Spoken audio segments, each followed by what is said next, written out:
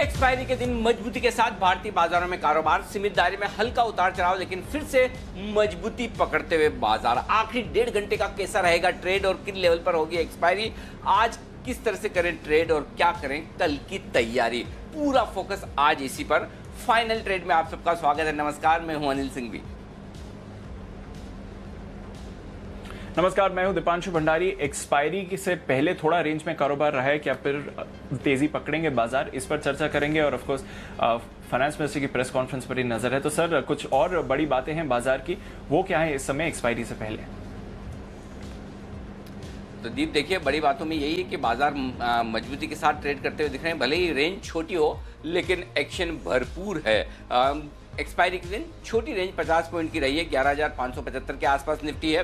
Bank Nifty और financial शेयरों में अच्छी मजबूती है। एनबीएफसीज मजबूत है। फार्मा शेयर आज फिर से रिकवर करते हुए दिख रहे हैं। 200 अंकों पर आपको बैंक निफ्टी नजर आएगा और 23,600 के आसपास इस वक्त कारोबार करता हुआ दिखेगा। 23,700 का हाई भी बनाया है, तो अच्छी खासी तेजी सुबह देखने को भी मिली है। मेटल एफएमसीजी इंडेक्स थोड़े कमजोर हैं आज के सेशन में। यूरोप के बाजारों में हल्की कमजोरी है और डाउ फ्यूचर्स 75 पॉइंट के आसपास की कमजोरी के साथ ट्रेड करते हुए दिख रहे हैं। तो ये अब तक का रुझान है, जो कि आप कह सकते हैं काफी हद तक मजबूती की तरफ ही है। जी दीप।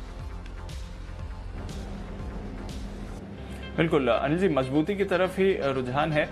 थोड़ा जो इनिशियल स्पाइक देखा था, उसके बाद बाजार जरूर रेंज में आया है, पर मिड कैप स्मॉल कैप में अभी भी अच्छा चर्न चल रहा है। जो एक्सपायरी के लिए हम एक बड़े लेवल्स का इंतजार कर रहे थे, क्या डेटा या फिर एक जो सेटअप है वो दिखा रहा है कि वो एक अटेम्प्ट बाजार फिर से लगा सकता है एक्सपायरी तक?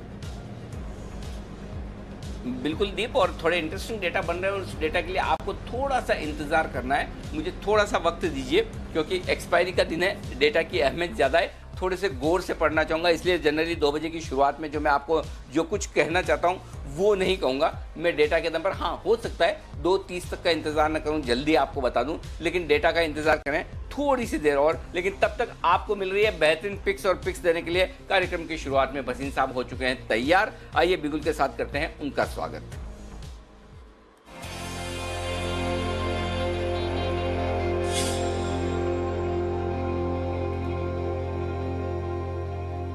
स्वागत है सर आपका। सर बताएं पहले तो क्या व्यू आपका बन रहा है, और साथ ही जो अपडेट्स देना चाहें उसके बाद मैं आपसे लेता हूं आपकी नई और बेहतरीन पिक्स। व्यू ऐसा है अनिल जी, डॉलर बहुत ज्यादा ओवरसोल्ड है, तो कमोडिटीज से थोड़ा ध्यान में रखिए। लेकिन जो थीम इंडिया का है, make in India, buy India और banks, those are very very positive. तो आई थिंक वहाँ पे आपको अभी भी फंडामेंटल अच्छे स्टॉक्स मिल रहे हैं। कुछ कंजम्पशन में मुझे बहुत अच्छा लगता है, कुछ इंश्योरेंस में, और इस कारण से मिक्स्ड बैग है। अपडेट ये है अनिल जी, आपके यहाँ मैंने आपको बहुत बढ़िया, आपको एसबीआई बहुत रिपीटेडली दिलाया 190, 92, 215 का भाव आज हिट हो गया, सारे टारगेट्स हिट हो गए। अपोलो टायर कल आपको दिलाया था, वो 138 रुपए 30 पैसे हो गया। गोदरेज प्रॉपर्टी और डीएलएफ, ये दोनों मेरे स्टार थे अनिल जी। 140 पे आपको कहा था, 175 का टारगेट, डीएलएफ 181 हो गया और गोदरेज प्रॉपर्टी 940। और इसके अलावा आपको आरबीएल बैंक और इंडसइंड बैंक दोनों बहुत बढ़िया अभी चल के दिए हैं। शॉर्ट साइड पे मारुति ने पैसा बनाया आपके लिए ऑन द शॉर्ट साइड। अब आप कहें तो 2 बाय 1 सेल सर, जैसे मैं करता हूं कि मार्केट की वॉलेटिलिटी, लेकिन ये जो 2 बाय दे रहा हूं सर, ये स्टार्स ऑफ सितंबर होंगे, इस कारण से इन पे आप थोड़ा सा तवज्जो। क्या बात है, जरूर जरूर सर, बहुत ही बढ़िया। ये तो पोजिशनल पिक्स के तौर पर सितंबर में कारगर साबित होंगे अगली सीरीज के लिए। बताएं सर। तो पहला है, और ये दोनों सर ब्लू चिप्स है। I don't want to take risk for the client और the investor. Larsen and Toubro 974, 976 है, इसका 954 का स्टॉप लॉस रखिए, 1050 का target. L&T will be the biggest beneficiary of hydrocarbon, engineering, make in India, defence, सारे systems उसके चल रहे हैं। दूसरा बिग बाय है सर HDFC लाइफ, 595 है, 595, 96, ये स्टार होएगा of the insurance pack, because insurance is a no brainer. 576 का स्टॉप लॉस रखिए, इसका 630 का टारगेट होएगा। और सेल की साइड में है सर जिंदल स्टील।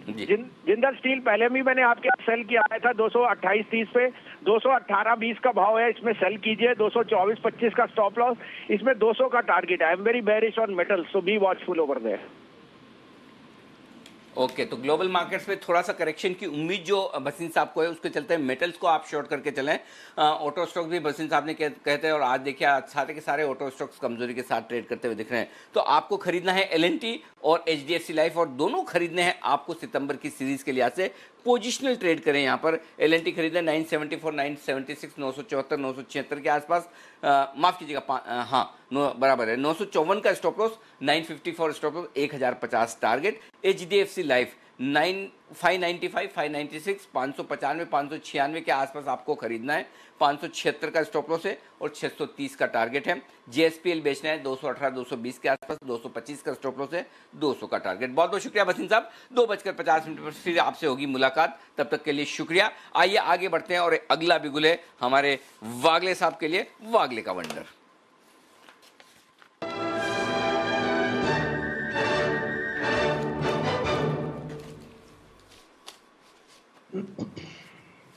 बताएं वागले साहब। Good afternoon Anil ji, good afternoon Deepanshu. Bye करना है भारत फोर्ज, 512 12.5 का भाव है, यहाँ पर बाय करें। 510 तक ऐड करें, 504 का मेरा स्टॉप लॉस होगा, और आज और कल का मेरा टारगेट 531 का होगा, 531। ओके, तो भारत फोर्ज में करें खरीदारी 531 के टारगेट के लिए। 504 का लगाना होगा आपको स्टॉप लॉस, ये आपके लिए है। आइए अब आगे बढ़ते हैं और देख लेते हैं कि कौन सी इवेंट्स है जिन पर हमें नजर रखनी है, और वो इवेंट्स बताने के लिए तैयार हैं मानसी बताइए। जी बिल्कुल, गुड आफ्टरनून अनिल जी। आज अगस्त सीरीज की एक्सपायरी के साथ ही Century Textile, Equitas Holding, Ujjivan Financial का वायदा बाजार में आखिरी दिन है। इसके अलावा GST काउंसिल की बैठक के फैसलों पर 3 बजे वित्त मंत्री की मीडिया ब्रीफिंग होने जा रही है, जिस पर नजर होगी। उठापटक को काबू करने के लिए सेबी के कदमों का आज आखिरी दिन है। साथ ही कुछ इंपॉर्टेंट AGMs हैं, जैसे Sun Pharma, Cadila, Cipla, Aurobindo Pharma, Bosch, GMM Pfaudler, इन कंपनियों के AGMs आज होने जा रही है। जैक्सन होल कॉन्फ्रेंस पर भी नजर है। वीडियो कॉन्फ्रेंस के जरिए बड़े देशों के सेंट्रल बैंक के प्रमुख इस कॉन्फ्रेंस में शामिल होने जा रहे हैं, और पहले ही दिन यानी कि आज US Fed chairman Jerome Powell के भाषण पर भी फोकस रहेगा। कार्गो लॉजिस्टिक्स डीलिस्टिंग पर बोर्ड बैठक है कंपनी की, और साथ ही नतीजों के लिहाज से NMDC और GMR इंफ्रा के नंबर्स वायदा बाजार में आ जाते दिखेंगे। कल मैक्स इंडिया की लिस्टिंग होने जा रही है। साथ ही एक्सचेंजिंग सोल्यूशंस के लिए खबर है, बोर्ड बैठक में डीलिस्टिंग पर कल विचार हो सकता है। हेल्थ केयर ग्लोबल एंटरप्राइजेस का ओपन ऑफर बंद होने जा रहा है। वहीं India bulls ventures board equity के जरिए पूंजी जुटाने पर विचार करेगा। HAL रिटेल निवेशकों के लिए OFS खुलेगा। वहीं कैंटेबल रिटेल FY20 के लिए डिविडेंड पर बोर्ड बैठक होने जा रही है।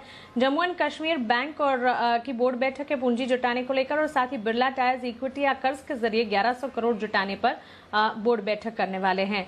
इसके अलावा AGM JK Lakshmi, Manappuram finance, साथ ही क्रिसल, टाटा कम्युनिकेशन, मेरिको, राइट्स की होने जा रही है। और नतीजों के लिहाज से कैश स्पेस की कई सारी कंपनियां हैं जिनके नंबर्स आते हुए कल के सत्र में दिखेंगे। शनिवार का दिन 29 अगस्त नेशनल डे, इस दिन मनाएंगे हम, और नतीजों के लिहाज से वोकार्ड, टाइम टेक्नोप्लास्ट जैसी कंपनियों के कैश स्पेस में नंबर्स आते हुए देखने को मिलेंगे।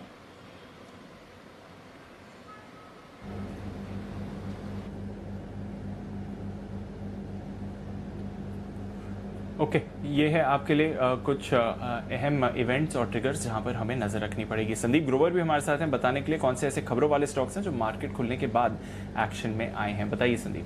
गुड आफ्टरनून दीप। सबसे पहले अवंती फीड्स, इसके थोड़ी देर पहले ही नतीजे आए हैं, नंबर्स अच्छे नजर आ रहे हैं। अगर आप रेवेन्यू को छोड़ दें जो कि 12.5% के आसपास गिरा है, लेकिन कामकाजी मुनाफा ऑलमोस्ट फ्लैट रहा है, 130 करोड़ के आसपास। मार्जिन्स बढ़कर आए हैं, 12.5% के आसपास से थे, 13.5% के पार के मार्जिन्स इन्होंने रिपोर्ट किए हैं, और मुनाफे में भी 12% के आसपास की बढ़त देखने को मिली। तो नंबर्स आप देखें अवंती फीड्स के अच्छे हैं, उसके ऊपर स्टॉक आप देखिए पॉजिटिवली रिएक्ट करता हुआ दिख भी रहा था। इसके अलावा एक जी बिजनेस की एक्सक्लूसिव खबर है जिसमें सेंचुरी प्लाई, ग्रीन प्लाई जैसी जो कंपनीज इनकी शिकायत के ऊपर अब मीडियम डेंसिटी फाइबर बोर्ड पर एंटी डंपिंग ड्यूटी लगाने के ऊपर DGTR विचार कर रहा है। वियतनाम, थाईलैंड, इंडोनेशिया जैसे देशों से ये जो इंपोर्ट होता है जिसका इस्तेमाल मॉड्यूलर फर्नीचर में होता है, वहां पे आप देखें तो अब ड्यूटी लगाने की बातचीत चल रही है, जिसका इंपैक्ट आप ग्रीन प्लाई और सेंचुरी प्लाई में देख भी रहे हैं। एलेम्बिक फार्मा, US FDA से इनकी एक दवा है डायबिटीज की दवा है जिसके लिए इनको मंजूरी मिली है, उस वजह से स्टॉक में एक्शन देखने को मिला है। डॉक्टर रेड्डीज की भी एक दवा है, किडनी की बीमारी में इसका इस्तेमाल होता है, ये उन्होंने यूएस में लॉन्च करी है दवा,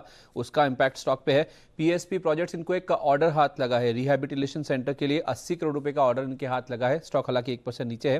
ब्लू स्टार यहाँ पे मुंबई मेट्रो से इनको करीब 150 करोड़ रुपए के आसपास का ऑर्डर हाथ लगा है।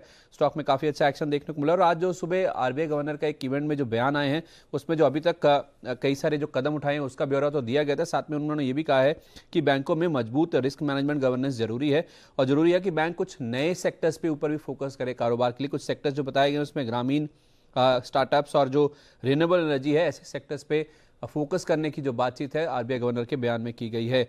आरवीएनएल, इस पे नजर रखिए, सरकार की ओएफएस के जरिए हिस्सा बेचने की योजना है। कोजेंसिस के हवाले से ये खबर है कि दिसंबर तक हो सकता है कि ओएफएस यानी कि जो ऑफर फॉर सेल है वो इस कंपनी में लॉन्च किया जा सकता है। और आखिर में एक ब्लॉक डील हुई है भारतीय एयरटेल में, आज के लिए 1,35,000 शेयरों का सौदा हुआ है। कई सारी ब्लॉक डील्स हुई हैं ये, इनफैक्ट 1,35,000 शेयरों की, जिसमें 509 रुपए एवरेज प्राइस है जिसके ऊपर ये ब्लॉक डील्स होती हुई दिखी।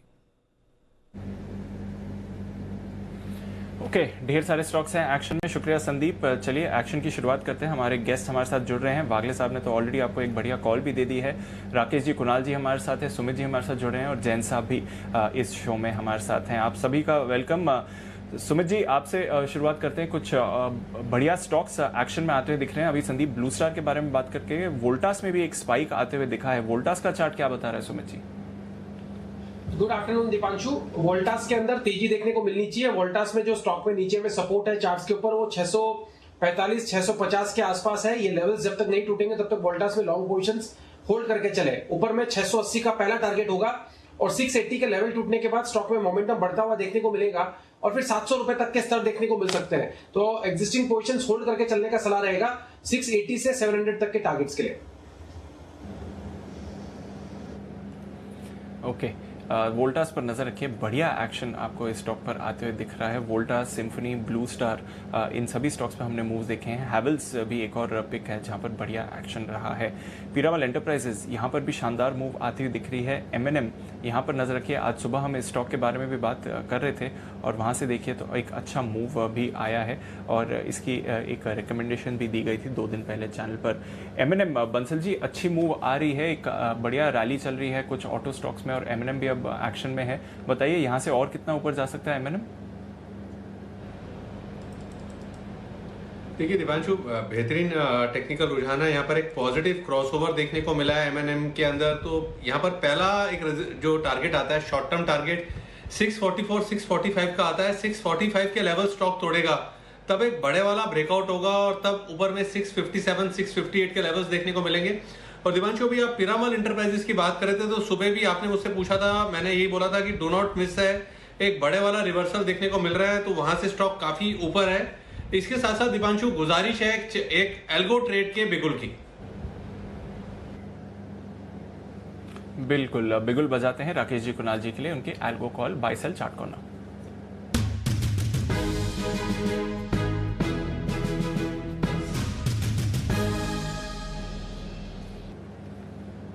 बताएं सर। दीपांशु, खरीदारी की राय है इंडियन होटल्स के अंदर। ये स्टॉक एक बड़ी रैली दिखाई है। रैली के बाद 3-4 दिनों से कंसोलिडेट कर रहा था, आज उस कंसोलिडेशन से बाहर निकला है और एक पॉजिटिव क्रॉसओवर लीडिंग और लैगिंग इंडिकेटर्स पे देखने को मिला है। तो इंडियन होटल को खरीदें। ओवर टू कुणाल जी। देखिए दीपांशु, 2 सप्ताह पहले भी मैंने स्टॉक पे खरीदारी की राय दी थी, वहां से एक अच्छी तेजी बनी है और मैंने अपनी प्रेफरेंस भी जाहिर की थी कि ताज ग्रुप के होटल्स मुझे सबसे ज्यादा पसंद हैं। और अब इस चार्ट पर एक फ्रेश ब्रेकआउट आता हुआ दिख रहा है। इन स्टॉक्स ने एक बहुत बड़ा बॉटम बना करके अब एक बड़ा ब्रेकआउट दिया है। तो इंडियन होटल्स मुझे लगता है कि 125 के लेवल्स भी आपको आने वाले वक्त में दिखा सकता है। बहुत ही शानदार शॉर्ट टर्म ट्रेडिंग और पोजिशनल बेट है इंडियन होटल्स। इन स्तरों पर बाय करके चलें। अभी अगर आप शॉर्ट टर्म ट्रेड ले रहे हैं तो 107 रुपए पर 107 पर एक छोटा सा स्टॉप लॉस रखें। पहला टारगेट 114 रुपए का होगा, दूसरा टारगेट 116 रुपए का होगा। ये शॉर्ट टर्म ट्रेड है और वैसे इसके लिए इवेंचुअल टारगेट 125 रुपए का बनता है। ओके, वैसे एक बड़ा टारगेट बन रहा है 125 का, बट फिलहाल आप नजर रखिए 116 के लेवल्स पर वहाँ तक आपको इंडियन होटल ज़रूर जाते हुए दिखेगा। इंडियन होटल्स में अच्छी खरीदारी आ रही है, EIH वहाँ पर भी नज़र देखिए तो वहाँ पर भी आप अच्छी खरीदारी आते हुए देख रहे हैं। तो होटल्स, हॉस्पिटैलिटी, इस पूरे स्पेस में आप फिर से भरपूर एक्शन बनते हुए देख रहे हैं। ITDC में एक उछाल आया है, कामत होटल्स, EIH एसोसिएटेड, ताज, GVK, इन सभी स्टॉक्स में आप खरीदारी का एक्शन बनते हुए देख रहे हैं। तो इस पूरे स्पेस में जो अनलॉक से रिलेटेड होटल स्पेस है वहाँ पर मूवमेंट फिर से आते हुए दिख रहा है। जैन साहब, एक बार फिर से इस पूरे स्पेस में मूवमेंट आते हुए दिख रहा है, ये सारे स्टॉक्स अच्छा परफॉर्म कर रहे हैं। आपकी कोई पिक इस समय, आपका कोई फेवरेट स्टॉक जिस पर आप कॉल लेना चाहेंगे? बिल्कुल, EIH लिमिटेड अगर आपको याद हो तो मैंने SPL पिक्स में शॉर्ट टर्म पिक के हिसाब से 68-69 के लेवल्स पे रेकमेंड किया था, और हालांकि टारगेट छोटा शॉर्ट टर्म पिक था तो 73 का ही दिया था, और उसके बाद से भी जबरदस्त चल ही रहा है और अभी भी मुझे वैल्यू दिखती है, होल्ड करके रखें। बिल्कुल देखिए, अनलॉक का बहुत बड़ा बेनिफिशियरी रहेगा और अब धीरे धीरे देखिए सारी चीजें पटरी पे तो आनी है, और ये सेक्टर ऑलरेडी काफी पिटा हुआ है। तो मैं इंडियन होटल्स तो देखिए बहुत बढ़िया पिक है, सेक्टर का लीडर है। Even ITDC can also be looked at, क्योंकि दिल्ली में जब होटल्स खुल रही हैं सब, तो वहां पे काफी एसेट्स है, बढ़िया वैल्यू है उसमें। But again Indian hotels, EIH, ये दोनों पे ज्यादा ध्यान दें, EIH एसोसिएटेड। बाकी छोटी होटल्स जो भी है मैं थोड़ा सा वहां पे कम जाना चाहूंगा, but I will go with these leaders. But I am bullish on the sector and मुझे लगता है वैल्यू है यहाँ पे, और बिल्कुल बाइंग करनी चाहिए और बाउंस आएगा। बिल्कुल, और अनलॉक से रिलेटेड सेक्टर्स में मूवमेंट आ रहा है, जैसे कि होटल स्टॉक्स अच्छा कर रहे हैं। जुबिलेंट फूड पर देखिए अभी एक स्पाइक वहां पर भी आते हुए दिखा है, तो जुबिलेंट फूड में एक बड़ा स्पाइक हुआ है बस अभी। वागले साहब, जुबिलेंट फूड क्या चल रहा है इसकी चार्ट में? सर स्पाइक आया है, ट्रेड लेना चाहेंगे? दीपांशु, मोमेंटम तो दिख रहा है, लेकिन एक मल्टीपल रेजिस्टेंस पिछले 3 दिनों का एक 10, 15, 20 रुपए ऊपर है। अभी 2120, 215 के आसपास चल रहा है, ये 2135 के लेवल पर है, तो मैं उसको क्लियर करने के लिए वेट करूंगा। 2135 2138 के पार निकलेगा तो मेरे हिसाब से इसमें एक 20, 25, 30 रुपए की अप मूव आ सकती है। ओके, जुबिलेंट फूड भी एक अच्छी अपमूव के लिए तैयार होते हुए दिख रहा है। अनलॉक से रिलेटेड कुछ सेक्टर्स में आप एक बार फिर से तेजी बनते हुए देख रहे हैं। अनलॉक के अलावा भी काफ़ी सारे स्टॉक्स में बढ़िया एक्शन है इस समय। सुमित जी, टाटा एलेक्सी आज सुबह इसमें एक बड़ा स्पाइक आया था, आफ्टरनून में काफ़ी एक्टिव था, अभी भी 5% की गेन होल्ड कर रहा है। टाटा एलेक्सी में कोई मूव देख रहे हैं इससे आगे?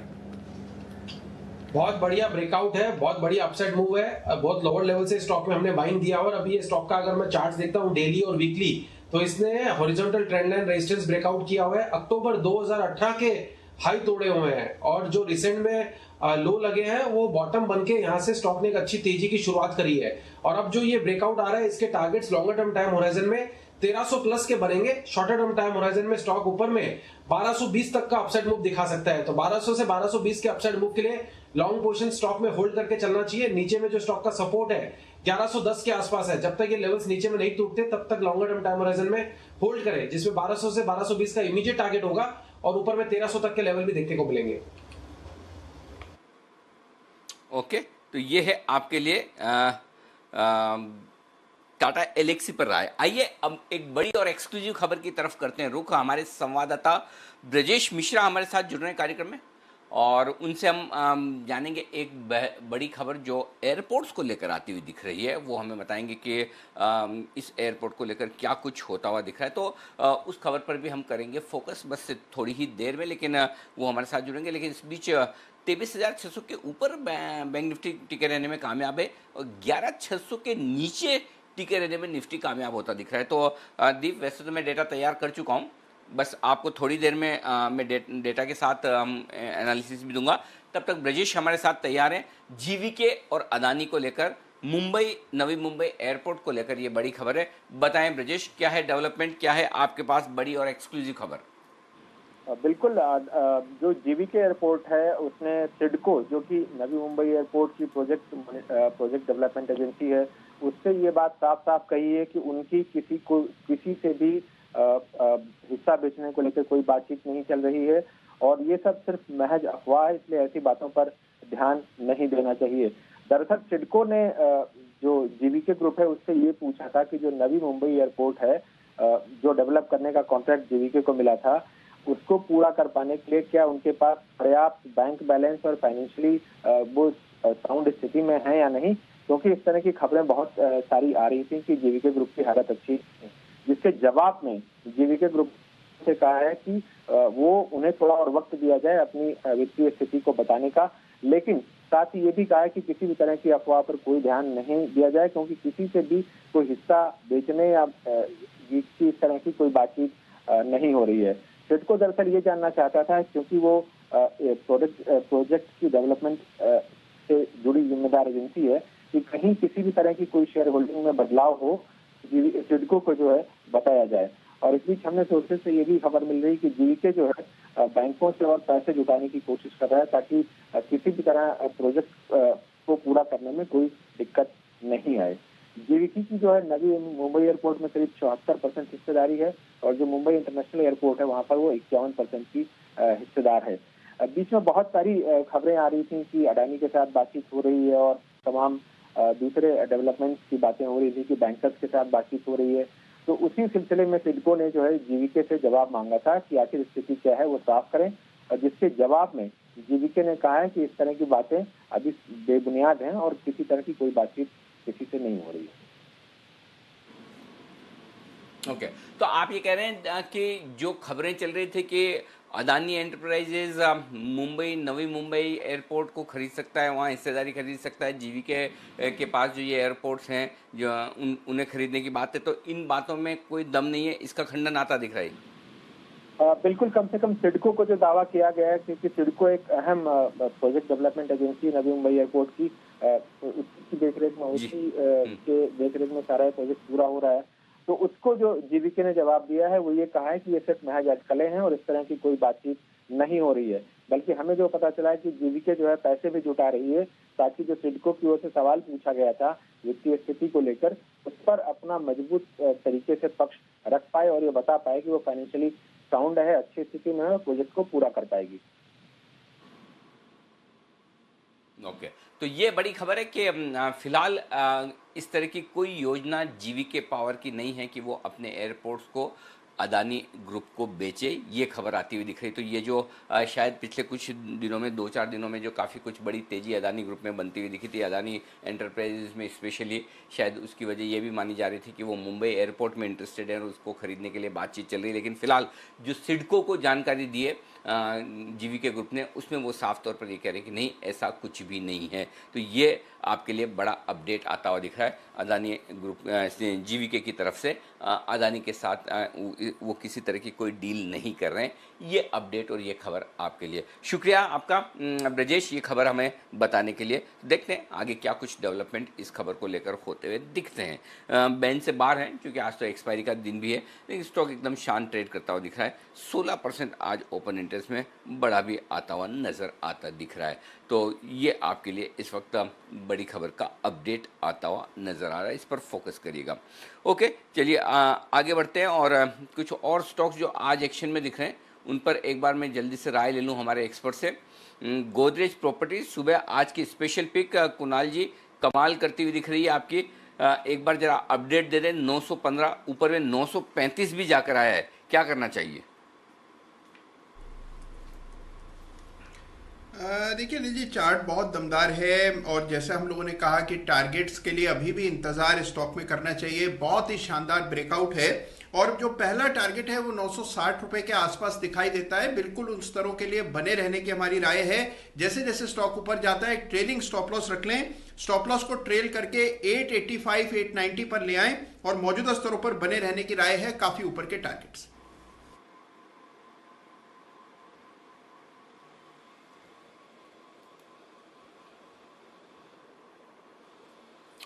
ओके, तो ये है आपके लिए गोदरेज प्रॉपर्टीज पर राय इस वक्त आपके लिए आती हुई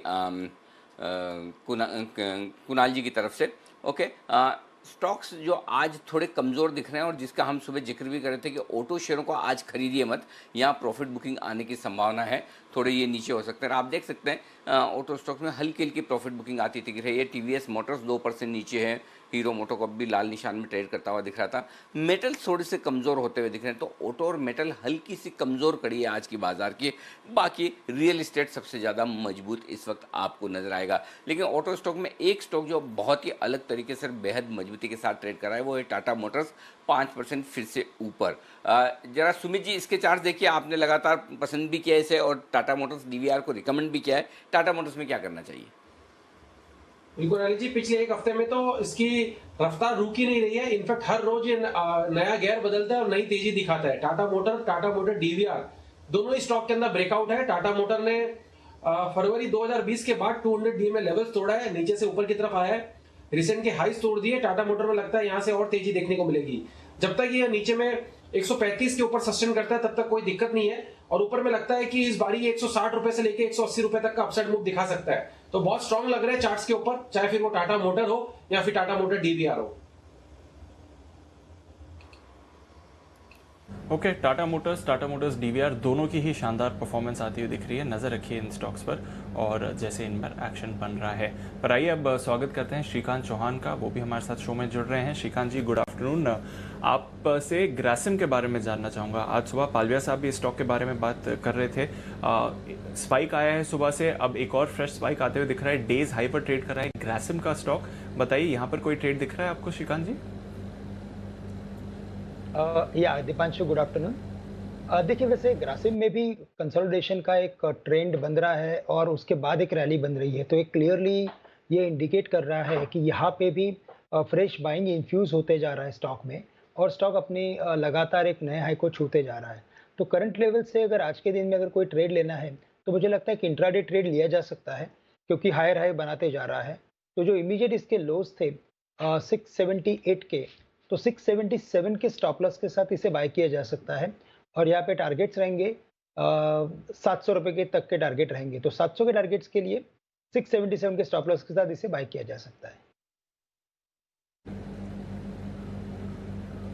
ओके, 700 का टारगेट रखिए, और पालविया साहब भी यही टारगेट आपको देके गए थे। ग्रासिम में आपको अच्छी मूव आ रही है। 690 पालविया साहब का पहला टारगेट था, उसके करीब स्टॉक जाते हुए दिख रहा है। पर आइए अब बिगुल बजाते हैं राकेश जी कुणाल जी के लिए बाय सेल चार्ट कॉर्नर का।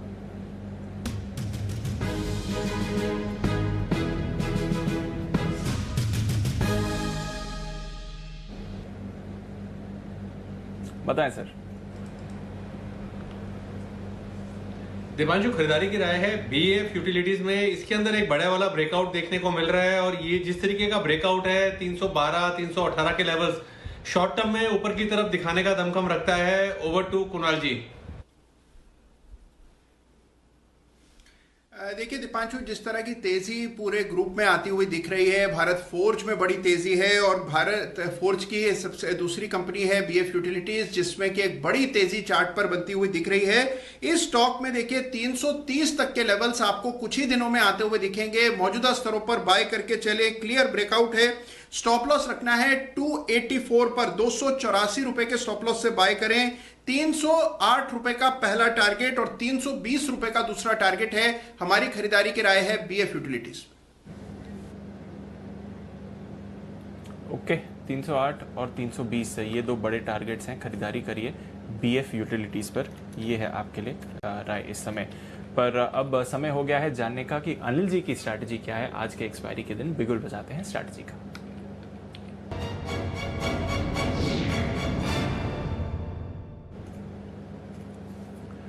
सर, ग्लोबल क्यूज थोड़े सुस्त जरूर हैं। हम सुबह से देख रहे हैं डाउ फ्यूचर्स पर हल्का सा दबाव है। अभी भी अगर आप देखेंगे तो 75 अंकों की गिरावट के साथ डाउ फ्यूचर्स ट्रेड कर रहे हैं। नैस्डैक फ्यूचर्स में भी थोड़ा सा आपको दबाव दिखेगा। यूरोप की थोड़ी कमजोर शुरुआत हुई है, पर ज्यादा भारी बिकवाली का दबाव नहीं है। आधे % तक की गिरावट दिख रही है, तो ज्यादा तेज गिरावट नहीं है। एशिया में भी आज कमजोर ही ट्रेड था, पर वहां पर भी ऐसी गिरावट थी लगभग आधे % की। तो ज्यादा गिरावट नहीं है ग्लोबल मार्केट्स में सर, पर सुस्ती जरूर देखने को मिल रही है। बताइए भारतीय बाजारों का सेटअप कैसा लग रहा है आपको? दीप, दो चीज़ें पहले, आज तो खैर कल का तो कोई बात करके अभी मतलब नहीं, अभी तो पहले एक्सपायरी की बात करते हैं कि कहाँ हो सकता है। 3:20 पर कल के लिए एक व्यू बनाएंगे। 11,500 के नीचे एक्सपायरी नहीं होगी, ये डेटा में साफ दिख रहा है। 90 लाख शेयरों का ओपन इंटरेस्ट पुट में, जिसमें से 50 लाख शेयर आज ही जुड़े हैं, तो 90 लाख शेयरों का ओपन इंटरेस्ट वहाँ पर है, तो ज़्यादा संभावना वहाँ है।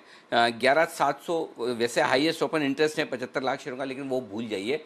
11,600 के ऊपर भी एक्सपायरी की संभावनाएं कम दिख रही है दीप, और उसकी वजह है कि 11,600 के कॉल में 75 लाख शेयर हैं, तो 11,500 से 11,600 ये एक्सपायरी के लिए रेंज आपकी निकल कर आ रही है।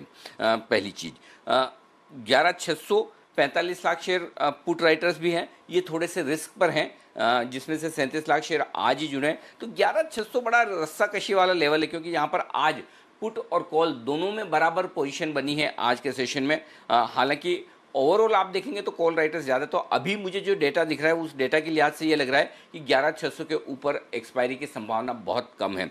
और अगर गलती से, अगर समझिए कि डाउ फ्यूचर्स हरे निशान में आ जाए, थोड़ा कुछ अच्छा हो जाए, तब भी 11,650 के ऊपर एक्सपायरी नहीं होगी। तो मैं बेस्ट केस सिनेरियो 11,500 11,600 मानूंगा, और थोड़ा सा अगर मुझे चांस लेना है कि भाई नहीं थोड़ा और सेफ्टी रखें, बेस्ट केस सिनेरियो 11,550 11,600, इस 50 पॉइंट की रेंज में एक्सपायरी होनी चाहिए 11,550 11,600, और थोड़ा सा बड़ा रेंज लेना तो 11,600 से 11,650 ये एक्सपायरी की रेंज है। तो 50 पॉइंट की रेंज ज़्यादा जो संभावना है 11,550 से 11,600 में, और उसके बीचों बीच में है। तो निफ्टी पर बचे हुए समय के लिए फिलहाल कोई ऐसा खास ट्रेड नज़र नहीं आ रहा, पॉइंट नंबर 1।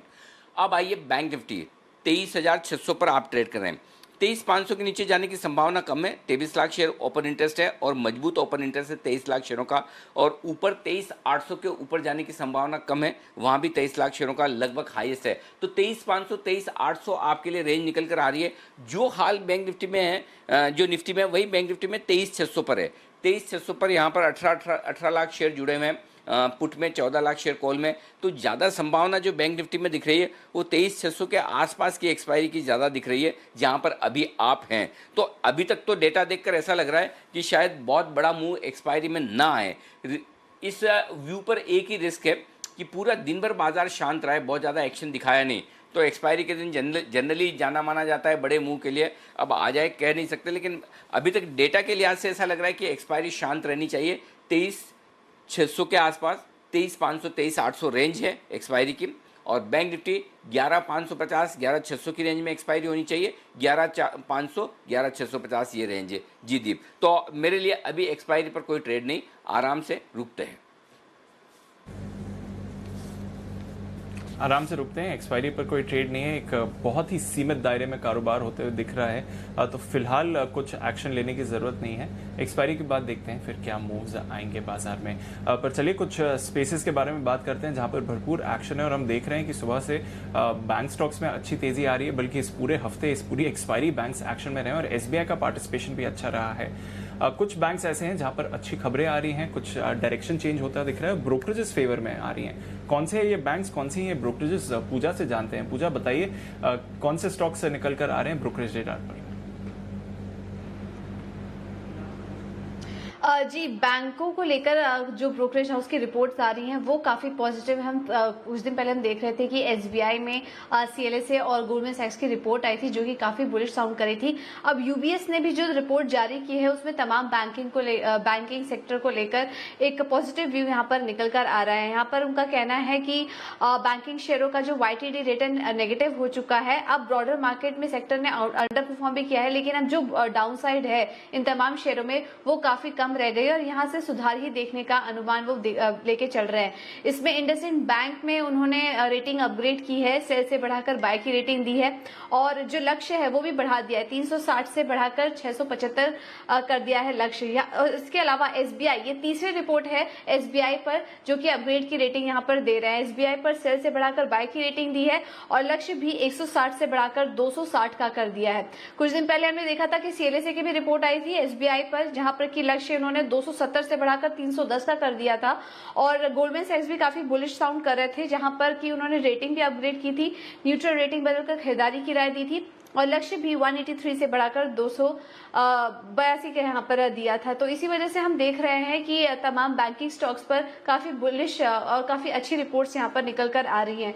इसके अलावा यूबीएस की रिपोर्ट में कुछ ऐसे भी स्टॉक्स थे स्पेशली प्राइवेट बैंकों के, जहां पर कि उन्होंने लक्ष्य में भी बदलाव किया है। रेटिंग सेम ही रखी है लेकिन लक्ष्य में बदलाव देखने को मिले और इस सूची में तमाम निजी बैंक शामिल हैं। आईसीआईसीआई देखिए, जो लक्ष्य पहले था 480 का था, अब वो बढ़ाकर 520 कर दिया है। एक्सिस बैंक का लक्ष्य 600 बढ़ाकर 650 का कर दिया है। एचडीएफसी बैंक 1170 का लक्ष्य दिया था पहले, अब वो बढ़ाकर 1200 का कर दिया है। और कोटक महिंद्रा बैंक, ये कुछ दिग्गज निजी बैंक है जिनके सब में टारगेट जो है वो यहाँ पर रिवाइज कर दिए हैं और अपग्रेड दिया है। 1050 से बढ़ाकर जो नया लक्ष्य दिया है कोटक महिंद्रा बैंक के लिए 1150 का दिया है। तो तमाम जितने भी ब्रोकरेज हाउस की रिपोर्ट निकल कर आ रही है बैंकों पर, वो काफी बुलिश है। स्पेशली एसबीआई पर ये तीसरी रिपोर्ट आई है जिन्होंने अपग्रेड कर दिया एसबीआई को। बिल्कुल, तो तीसरी ऐसी रिपोर्ट आई है पिछले कुछ दिनों में जहां पर एसबीआई को अपग्रेड किया गया है और हमारे एक्सपर्ट्स के यहां पर जो टारगेट्स है वो भी हिट होते हुए दिखे हैं। 24 अगस्त को भसीन साहब ने भी एसबीआई पर खरीदारी की राय दी थी और देखिए 215 का टारगेट था, वो भी आपने अचीव होते हुए दिखा है। पिछले 2 दिनों में जितने भी हमारे एक्सपर्ट्स के इंडसइंड बैंक पर टारगेट थे वो भी करीब हिट होते हुए ही दिखे हैं। एक्शन बैंक्स के साथ है और हम चर्चा भी करेंगे हमारे एक्सपर्ट्स के साथ। मीनवाइल हिंदुस्तान एरोनॉटिक्स इस पर नजर डालिए और सुमित जी इसके चार्ट आप देखिए, क्योंकि आज ओएफएस के जरिए आज और कल हिस्सा बिक्री हो रही है। जो नॉन रिटेल पोर्शन है जिसके लिए आज ओएफएस खुला है वो पूरा सब्सक्राइब हो गया है, क्योंकि डिस्काउंट पर है तो एक बड़ा फॉल आया है सुमित जी। पर ये ओएफएस निकलने के बाद वापस एक्शन में आ सकता है एचएएल, या फिर जो एक वो मूव थी अब खत्म हो गई, अब या कंसोलिडेशन या प्रेशर ही दिखाएगा स्टॉक?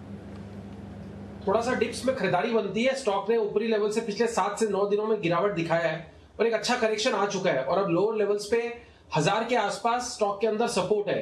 990,000 लेवल्स के आसपास का सपोर्ट लेवल से अगर वो ब्रेक हुआ तो और नीचे आएगा, नहीं तो फिर स्टॉक यहीं कहीं सपोर्ट लेके 1-2 दिनों के बाद वापस से अपसाइड मूव दिखाएगा और फिर 1100 प्लस के लेवल देखने को मिलेंगे। तो एचएएल हिंदुस्तान एरोनॉटिक्स में मेरे को लगता है कि डिप्स में खरीदारी करके चलना चाहिए। ऊपर में 1070 का पहला रेजिस्टेंस है, वो लेवल टूटने के बाद 1100 से 1150 तक के लेवल एचएएल में देखने को मिल सकते हैं। तो 1-2 दिन के बाद स्टॉक लोअर लेवल से रिबाउंड देना चाहिए। ओके, 1-2 दिन के बाद लोअर लेवल से आपको रिबाउंड भी आते हुए दिखता है। ओएफएस का पूरा प्रोसेस खत्म होने दीजिए, फिर यहाँ पर आपको अपॉर्चुनिटी दोबारा आते हुए दिख सकती है।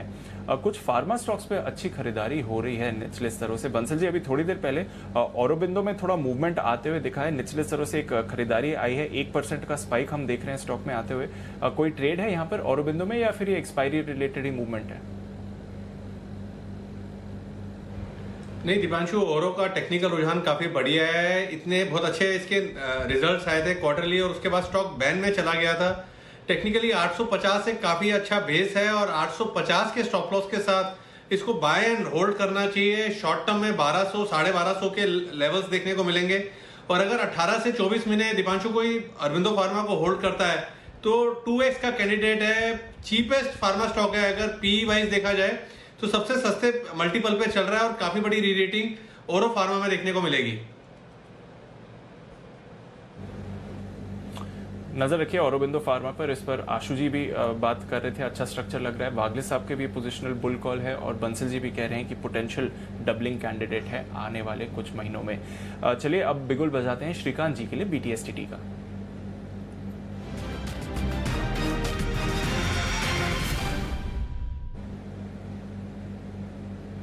बताएं श्रीकांत जी।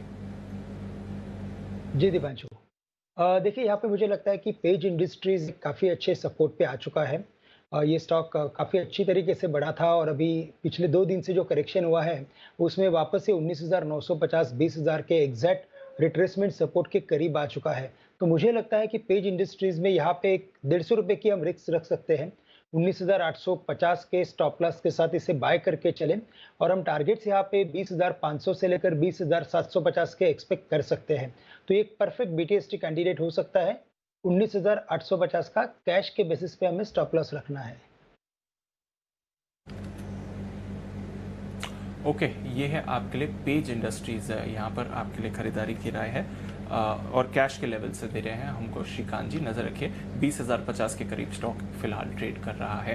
पर आइए जो मार्केट में रोटेशन की हम बात कर रहे हैं, काफी सारे mid cap small cap stocks हैं जो फेवर में आते हुए दिखे हैं। ये किस तरह से स्टैकअप कर रहे हैं, जहां तक पूरे मार्केट सेटअप का सवाल है, क्या वैल्यू अट्रैक्शन यहाँ पर आ रहा है, किस तरह की वैल्यूएशंस निकल कर आ रही हैं। कुशल ने एक अच्छी रिसर्च तैयार करी है। कुशल बताइए किस तरह से एक्शन जो बन रहा है मिड कैप स्मॉल कैप में, उसको अगर लार्ज कैप से भी कंपेयर करें तो कैसा सेटअप दिख रहा है इस समय?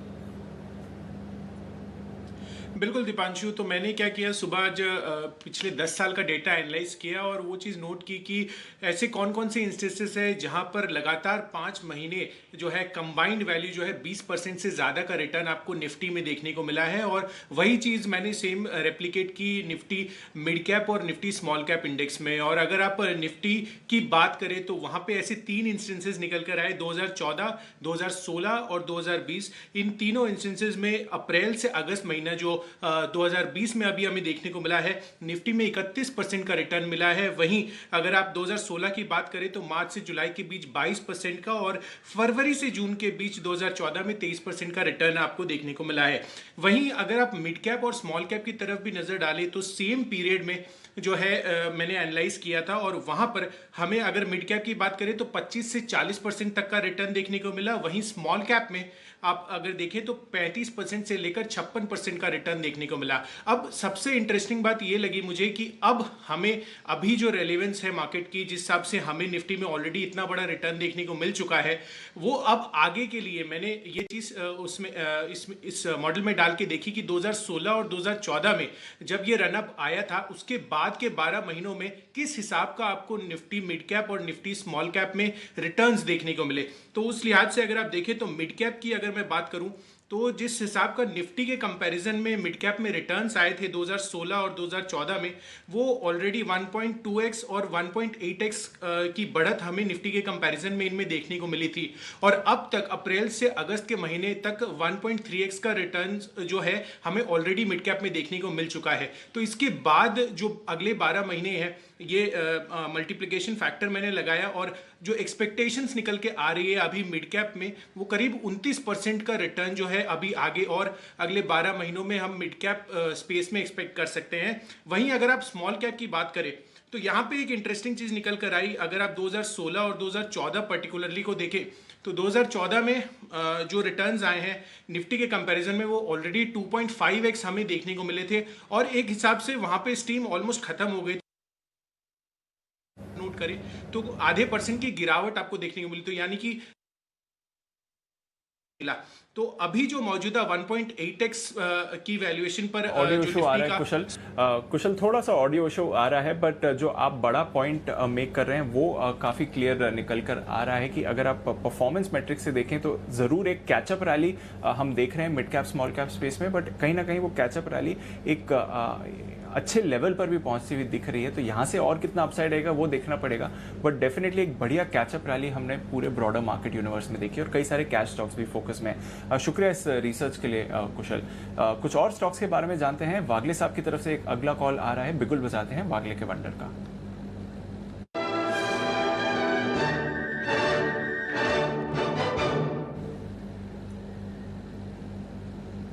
बताएं वागले साहब। दीपांशु, कल मैंने बैंक्स के बारे में कहा था, कल मैंने दोपहर में कोटक और इंडसइंड की बात की थी, दोनों आज अच्छे चले। इंडसइंड तो आउट परफॉर्म किया। एक्चुअली मैं अनिल जी का बैंक निफ्टी पे व्यू जानना चाहता हूं और उसके ऊपर मेरा ये कॉल निर्भर है। अनिल जी, आप मुझे आपका बैंक निफ्टी का कल के लिए व्यू बता सकते हैं क्या?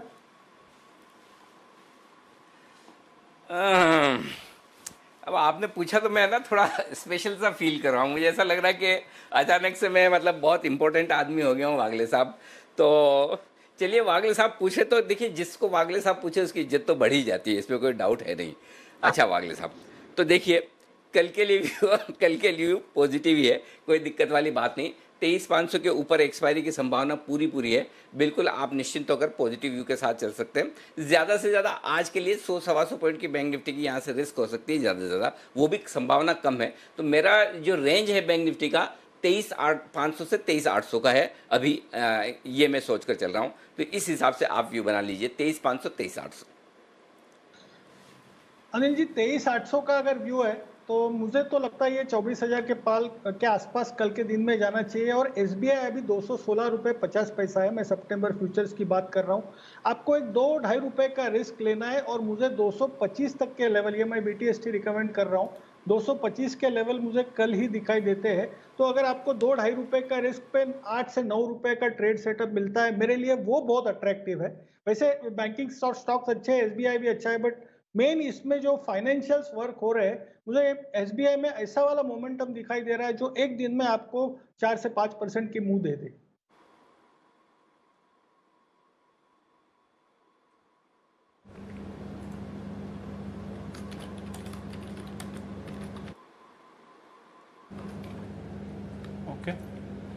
SBI में बढ़िया मूवमेंट बनते हुए दिख रहा है और एक दिन में आपको और शानदार मूव दे सकता है। लंबे समय बाद SBI कंसोलिडेशन के बाहर निकला है और अब एक बढ़िया कैचअप यहाँ पर आपको आते हुए दिख रहा है। तो 214 का स्टॉप लॉस रखिए, 225 पर आप यहाँ पर टारगेट लगा सकते हैं जहाँ तक SBI का सवाल है। टोबैको स्टॉक्स, यहाँ पर भरपूर एक्शन हम इस समय देख रहे हैं और कुछ खबरें भी आ रही हैं जहां तक टोबैको स्टॉक्स का सवाल है। चलिए देवांशी से जानते हैं क्या है ये खबरें और किस तरह का फोकस बन सकता है। बताइए देवांशी। बिल्कुल दीपांशु, आप देखिए आज जितनी भी टोबैको रिलेटेड कंपनीज है उनके लिए एक अच्छी खबर जरूर आती हुई दिख रही है। अब देखिए तंबाकू क्षेत्र में रेगुलेटेड FDI निवेश के प्रस्ताव यहाँ पे रखे गए हैं। साथ ही पार्लियामेंट्री जो कमेटी बनाई गई है उसमें तंबाकू क्षेत्र और साथ ही जो सिगरेट उत्पादन है उसमें FDI निवेश को प्रस्ताव दिया गया है। साथ ही उनका ये भी कहना है कि जो एग्री एक्सपोर्ट्स है इसको बढ़ावा देने के लिए और जो किसान है इनके फायदे के लिए ये फिलहाल प्रस्ताव दिया गया है। जो अगला संसद सत्र होता हुआ दिखेगा इसमें इस पर चर्चा होती हुई दिखेगी, इसको प्रस्तुत किया जाएगा इस रिपोर्ट को और इस पर चर्चा होती हुई दिखेगी। तो देखना होगा कि किस तरह से फैसले आते हैं। लेकिन किस तरह से एक्सपोर्ट्स को बढ़ावा देने के लिए क्या क्या सजेशंस दिए गए हैं। सबसे पहले जो रेड्डी कमेटी बनाई गई है उसमें ये फिलहाल सहमति बनती हुई दिखी थी कि इस क्षेत्र में FDI निवेश को आगे बढ़ाना चाहिए और 100% FDI का प्रस्ताव यहाँ पे दिया गया है। साथ ही सिगरेट पर करीब 1% का अतिरिक्त टैक्स का भी यहाँ पे सजेशंस आते हुए दिख रहे हैं। इससे जो किसान है इनको मदद मिलती हुई दिखेगी क्योंकि फिलहाल टोबैको जो उत्पादन होते हैं या जितने भी किसान है जो यहाँ पे जो बिक्री करते हैं टोबैको की, इनको काफी कम रेट्स मिलते हैं। तो जब 1% का अतिरिक्त टैक्स लिया जाएगा तो इनको भी काफी मदद मिलती हुई दिखेगी। साथ ही एक्सपोर्ट ओनली फार्म्स खोलने के सजेशंस भी आते हुए दिख रहे हैं। सरकार की तरफ से इंसेंटिव्स यहाँ पे आते हुए दिखेंगे, लेकिन ये ध्यान रहे कि ये डोमेस्टिक या घरेलू जो कंजप्शन है उसके लिए नहीं होगा, केवल एक्सपोर्ट्स के लिए इंसेंटिव्स मिलते हुए दिखेंगे। साथ ही अन्य एग्री कमोडिटीज जैसे कि चाय और कॉफी होती है और इसका ऑक्शन के जरिए यहाँ पे बिकवाली होती है और वैसे ही टोबैको और टोबैको प्रोडक्ट्स की जो बिक्री है वो ऑक्शन के जरिए होनी चाहिए। ये भी सजेशंस आते हुए दिख रहे हैं। तो ये कुछ सजेशंस आते हुए दिखे थे जिसके चलते टोबैको कंपनीज के लिए काफी फायदे होते हुए दिख सकते हैं। मैं आपको बता दूं कि भारत जो है वो तीसरा बड़ा देश है जो सबसे बड़ा एक्सपोर्टर है टोबैको कंपनीज का और जो एक्साइज रेवेन्यू है इसमें सबसे बड़ा कंट्रीब्यूटर भी है। आप देखिए पिछले साल की अगर हम बात करें तो करीब 22,700 करोड़ रुपए का एक्साइज कलेक्शन सिर्फ टोबैको के एक्सपोर्ट से होता हुआ दिखा था और इसी के चलते ये माना जा रहा है कि आगे चल के जो एक्सपोर्ट्स हैं ये बढ़ते हुए दिख सकते हैं, किसानों को मदद मिलती हुई दिख सकती है और ये जो पूरा सेक्टर है इसको भी काफी ज्यादा अपलिफ्टमेंट मिलता हुआ दिखेगा। और इसी के चलते आप देखिए आज वेस्ट इंडस्ट्रीज साथ ही ITC जैसे और गॉडफ्री फिलिप्स आज ये सारे स्टॉक्स इस खबर पर रिएक्ट करते हुए दिख रहे हैं। ओके, ये है आपके लिए टोबैको स्टॉक्स पर फोकस। और बंसल जी ITC के बारे में मैं एक सवाल लेकर आपके पास आऊंगा, पर उससे पहले बिगुल के साथ स्वागत करते हैं निफ्टी के निशानेबाज नितिन मोरारका का।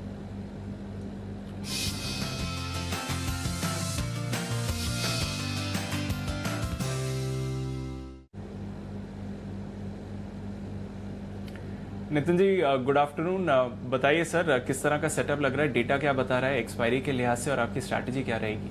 अभी आज की एक्सपायरी की 11,550 की कॉल ऑप्शन लेनी चाहिए, 26 रुपया रेट चल रहा है। आज की एक्सपायरी जो नेक्स्ट 45 मिनट्स में होगी 11,550 की कॉल ऑप्शन 26 रुपये में चल रही है। इसका स्टॉप लॉस हम 9 रुपये का रखें, 9 रुपये का होगा, यानी और मुझे लग रहा है कि ये ऊपर बढ़ के करीब 50 रुपये हो सकती है, यानी 11,600 के आसपास मुझे एक्सपायरी लग रही है।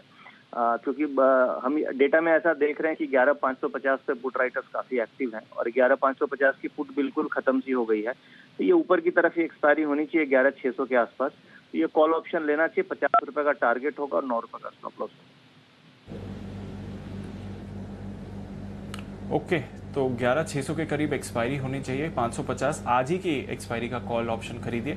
26 रुपए का लेवल है, 50 यानी कि डबल हो सकता है यहाँ से, 9 रुपए का स्टॉप लॉस। बैंक निफ्टी पर कोई स्ट्रैटेजी या फिर कोई राय नितिन जी?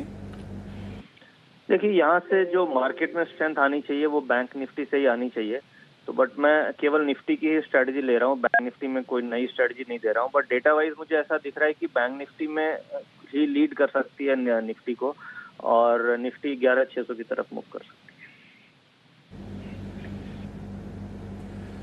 ओके, निफ्टी 11,600 की तरफ मूव कर सकती है और बैंक निफ्टी से लीडरशिप वापस आनी चाहिए। बहुत बहुत शुक्रिया नितिन जी हमारे साथ जुड़ने के लिए और एक्सपायरी की स्ट्रैटेजी देने के लिए। और निफ्टी बैंक पर देखिए अब मूव फिर से आते हुए दिख रहा है, 22,675 के करीब आपको बैंक निफ्टी वापस आते हुए दिख रहा है, 250 पॉइंट्स ऊपर है।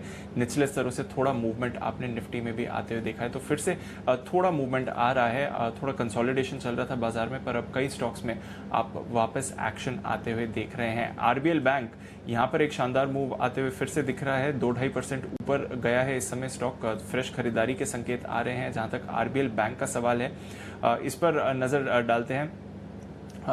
राकेश जी, कल का आपका पिक ऑफ द डे था, मूवमेंट आया है, अभी थोड़ा और मूवमेंट आते हुए दिख रहा है। आरबीएल बैंक किस तरह के अब अगले लेवल्स हैं यहाँ पर? देखिए दिव्यांशु, बेहतरीन टेक्निकल रुझान है। कल हमने एकदम मौके पे इसको रिकमेंड किया था, तो टेक्निकली तो एक ब्रेकआउट हो चुका है स्टॉक का, और जिन्होंने ले रखा है अगर थोड़ा सा होल्ड कर सकते हैं तो होल्ड करना चाहिए। ऊपर में 212 213 के लेवल्स शॉर्ट टर्म में देखने को मिल सकते हैं। 212 213 के लेवल शॉर्ट टर्म में देखने को मिल सकते हैं। ये है आरबीएल बैंक पर आपके लिए राय। आइए, बसिन साहब जुड़ चुके हैं 2:50 और लेते हैं उनकी बेहतरीन पिक्स बीटीएसटी के लिए आज से।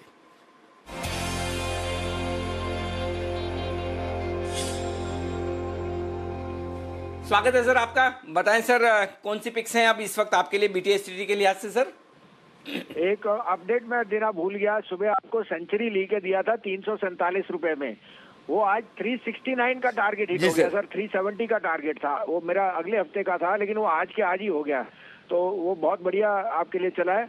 हाँ, और आज आपको अभी मैंने जिंदल स्टील दिया था 220 रुपए में, 213 मार गया। अगर शॉर्ट टर्म आप लेते हैं तो ट्रेडर बुक कर सकता है प्रॉफिट उसमें। अब के लिए मेरा बाय है सर, एक ही बाय है, और वो है ऑटो से रिलेटेड ओईएम एक्साइड इंडस्ट्रीज। 172 रुपए का भाव है, एक्साइड लीजिए। 167.50 का टारगेट है, 188 का 185 to 188 का टारगेट। आपको याद है अनिल जी, मैं 150 145 160 काफी टाइम से एक्साइड पे बुलिश था, अब वो सारे टारगेट हिट हो गए। Now we think it's headed for a fresh breakout towards 200, but my profit will come around 185।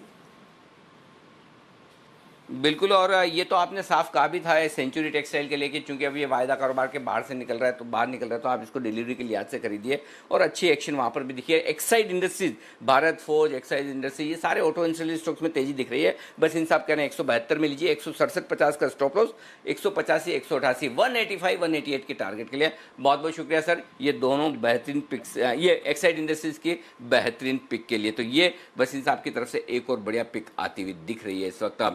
Okay, बहुत शुक्रिया सर आपका। बाजार मजबूती के साथ है, 23,650 के आसपास निफ्टी ट्रेड करता, बैंक निफ्टी ट्रेड करता हुआ दिख रहा है। मजबूती के साथ ही कारोबार होता हुआ आपको नजर आएगा।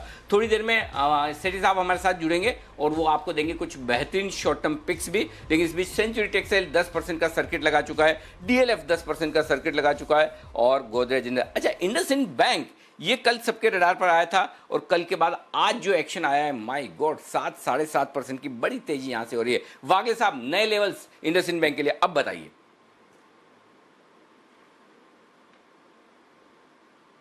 अनिल जी, फ्रेश बाइंग की तो मैं सलाह नहीं दूंगा, इसके लिए मैंने आज एसबीआई दिया, क्योंकि इंडसइंड बैंक में आज अच्छी खासी मूव आ चुकी है। यहाँ से फर्दर कंटिन्यू मूव हो सकता है, 625 तक की मुझे दिख रही है मूव, लेकिन मेरा कंफर्ट लेवल 595 600 अगर आता है, जो मुश्किल लग रहा है, तो ये क्योंकि स्टॉप लॉस इसका 580 होगा, तो यहाँ पर मैच नहीं होगा, बट अदरवाइज मोमेंटम अभी भी कंटिन्यूड है। ओके, मोमेंटम अभी भी यहाँ पर कंटिन्यूड है, कोई परेशानी की बात नहीं है, नज़र रखिए वहाँ पर। अब बढ़िया मूव आ रहा है। इंडसइंड बैंक करीब डेज हाई के करीब ही आपको ट्रेड होते दिख रहा है। पर आइए, रियल एस्टेट स्टॉक्स के बारे में हम बात कर रहे थे और Maharashtra Mumbai based real estate stocks के लिए बहुत अच्छी खबर आई है। क्या है ये खबर, कौन से स्टॉक्स पर फोकस करना चाहिए, क्या इम्पैक्ट हो सकता है, मानसी के साथ जानते हैं। गुड आफ्टरनून मानसी, बताइए। Good afternoon Deepanshu. बड़ी खबर, रियल एस्टेट को बूस्टर देने के लिए महाराष्ट्र सरकार का बड़ा फैसला आता दिखा है। स्टैंप ड्यूटी में 2 से 3% की कटौती हम देख रहे हैं। 31 दिसंबर तक स्टैंप ड्यूटी की दर में 3% की कमी की जा रही है। जो 5% है वहां से 2% हो जाएगी स्टैंप ड्यूटी, यानी कि 3% की कमी यहां पर होती दिखेगी। 1 जनवरी से 31 मार्च 2021 तक स्टैंप ड्यूटी में 2% की कटौती होगी, यानी कि 5% से 3% स्टैंप ड्यूटी होगी।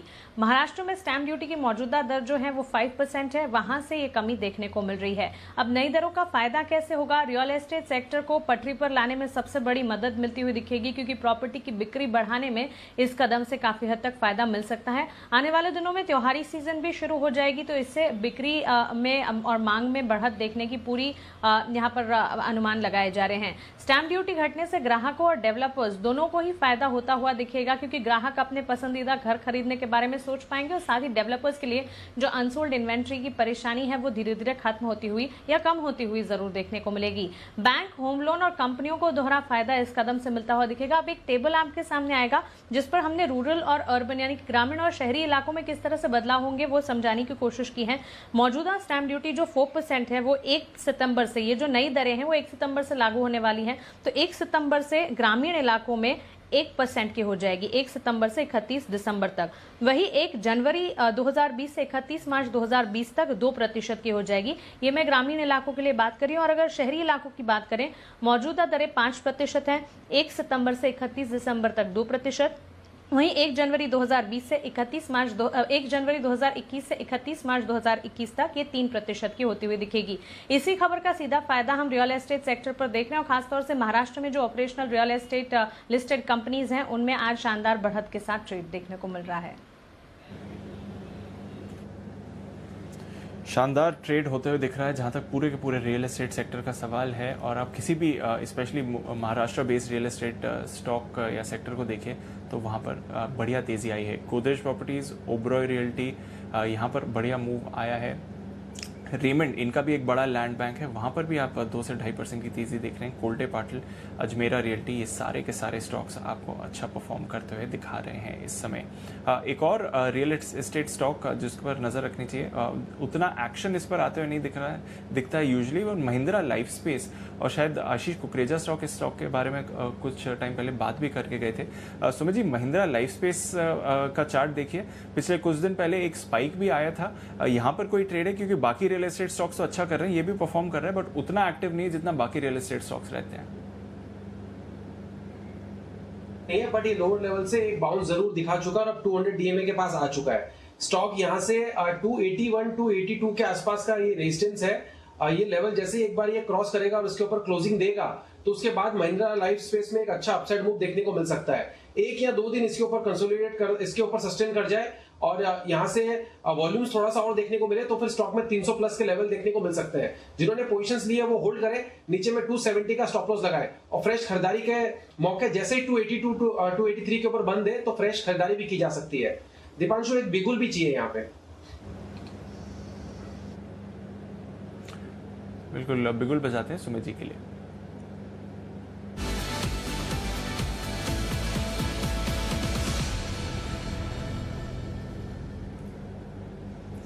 बताएं सुमित जी। दीपांशु, देखिए बैंकिंग स्टॉक्स मेरे को मजबूत लग रहे हैं। एक्सिस बैंक मेरे को चार्ट्स पे बहुत अच्छा लग रहा है, तो ऑप्शंस की रणनीति रहेगी एक्सिस बैंक में। 480 वाला कॉल अभी 19 रुपए 80 पैसा 20 रुपए के पास ट्रेड कर रहा है। एक्सिस बैंक का सितंबर सीरीज का 480 का कॉल लेने का सलाह रहेगा। एक्सिस बैंक चार्ट्स के ऊपर मजबूत दिख रहा है, पिछले 4 दिनों से लोअर लेवल से तेजी दिखा रहा है और अब मेरे को लगता है कि आने वाले दिनों में एक्सिस बैंक में यहां से एक अच्छा अपसाइड मूव देखने को मिलेगा, जिसमें 490 रुपए और शायद 500 रुपए तक के लेवल भी देखने को मिलेंगे। जिस तरह से बैंक निफ्टी और बैंकिंग स्टॉक मजबूती दिखा रहे हैं, एक्सिस बैंक यहां से एक अच्छा मूव पकड़ेगा। नीचे में 460 का सपोर्ट है, तो एक्सिस बैंक का 480 का कॉल यहाँ पे खरीदारी करके चलने का सलाह रहेगा। नीचे में स्टॉप लॉस लगाए 14 रुपए का, और जो टारगेट्स हम एक्सपेक्ट कर रहे हैं अगर वो अचीव हो जाते हैं स्पॉट के हिसाब से, तो इस कॉल का टारगेट ऊपर में रहेगा 28 रुपए से लेके 30 रुपए तक का। Buy Axis bank 480 call at CMP, stop loss 14 रुपया, टारगेट ऊपर में 28 से 30 रुपए तक 2 से 4 दिनों के अंदर देखने को मिल सकते हैं। ओके, आइए अब वक्त है हमारे साथ स्पेशल पिक के लिए जुड़ रहे हैं आशु मदान साहब, और उनके ठीक बाद सेठी साहब भी तैयार हैं। तो पहले आशु मदान साहब के लिए बिगुल स्विंग के सुल्तान आशु मदान।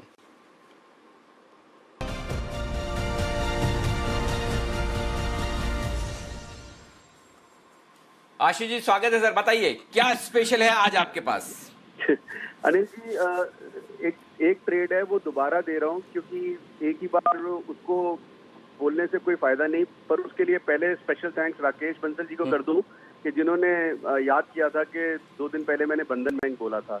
तो अनिल जी उसके बाद सब लोगों ने आज बंधन बैंक बोला और बंधन बैंक चला भी है। अब मैं बंधन बैंक के बारे में अनिल जी एक चीज बोलना चाहता हूँ कि एक मूव तो इसमें आ चुकी है।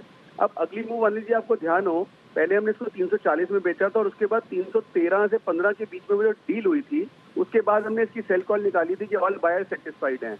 अब अनिल जी एक बहुत ही क्रूशल पॉइंट पे आके खड़ा हो गया उसी लेवल पे। अब यहाँ से निकलने के चांसेस पूरे हैं और अगला पड़ाव इसका 350 है।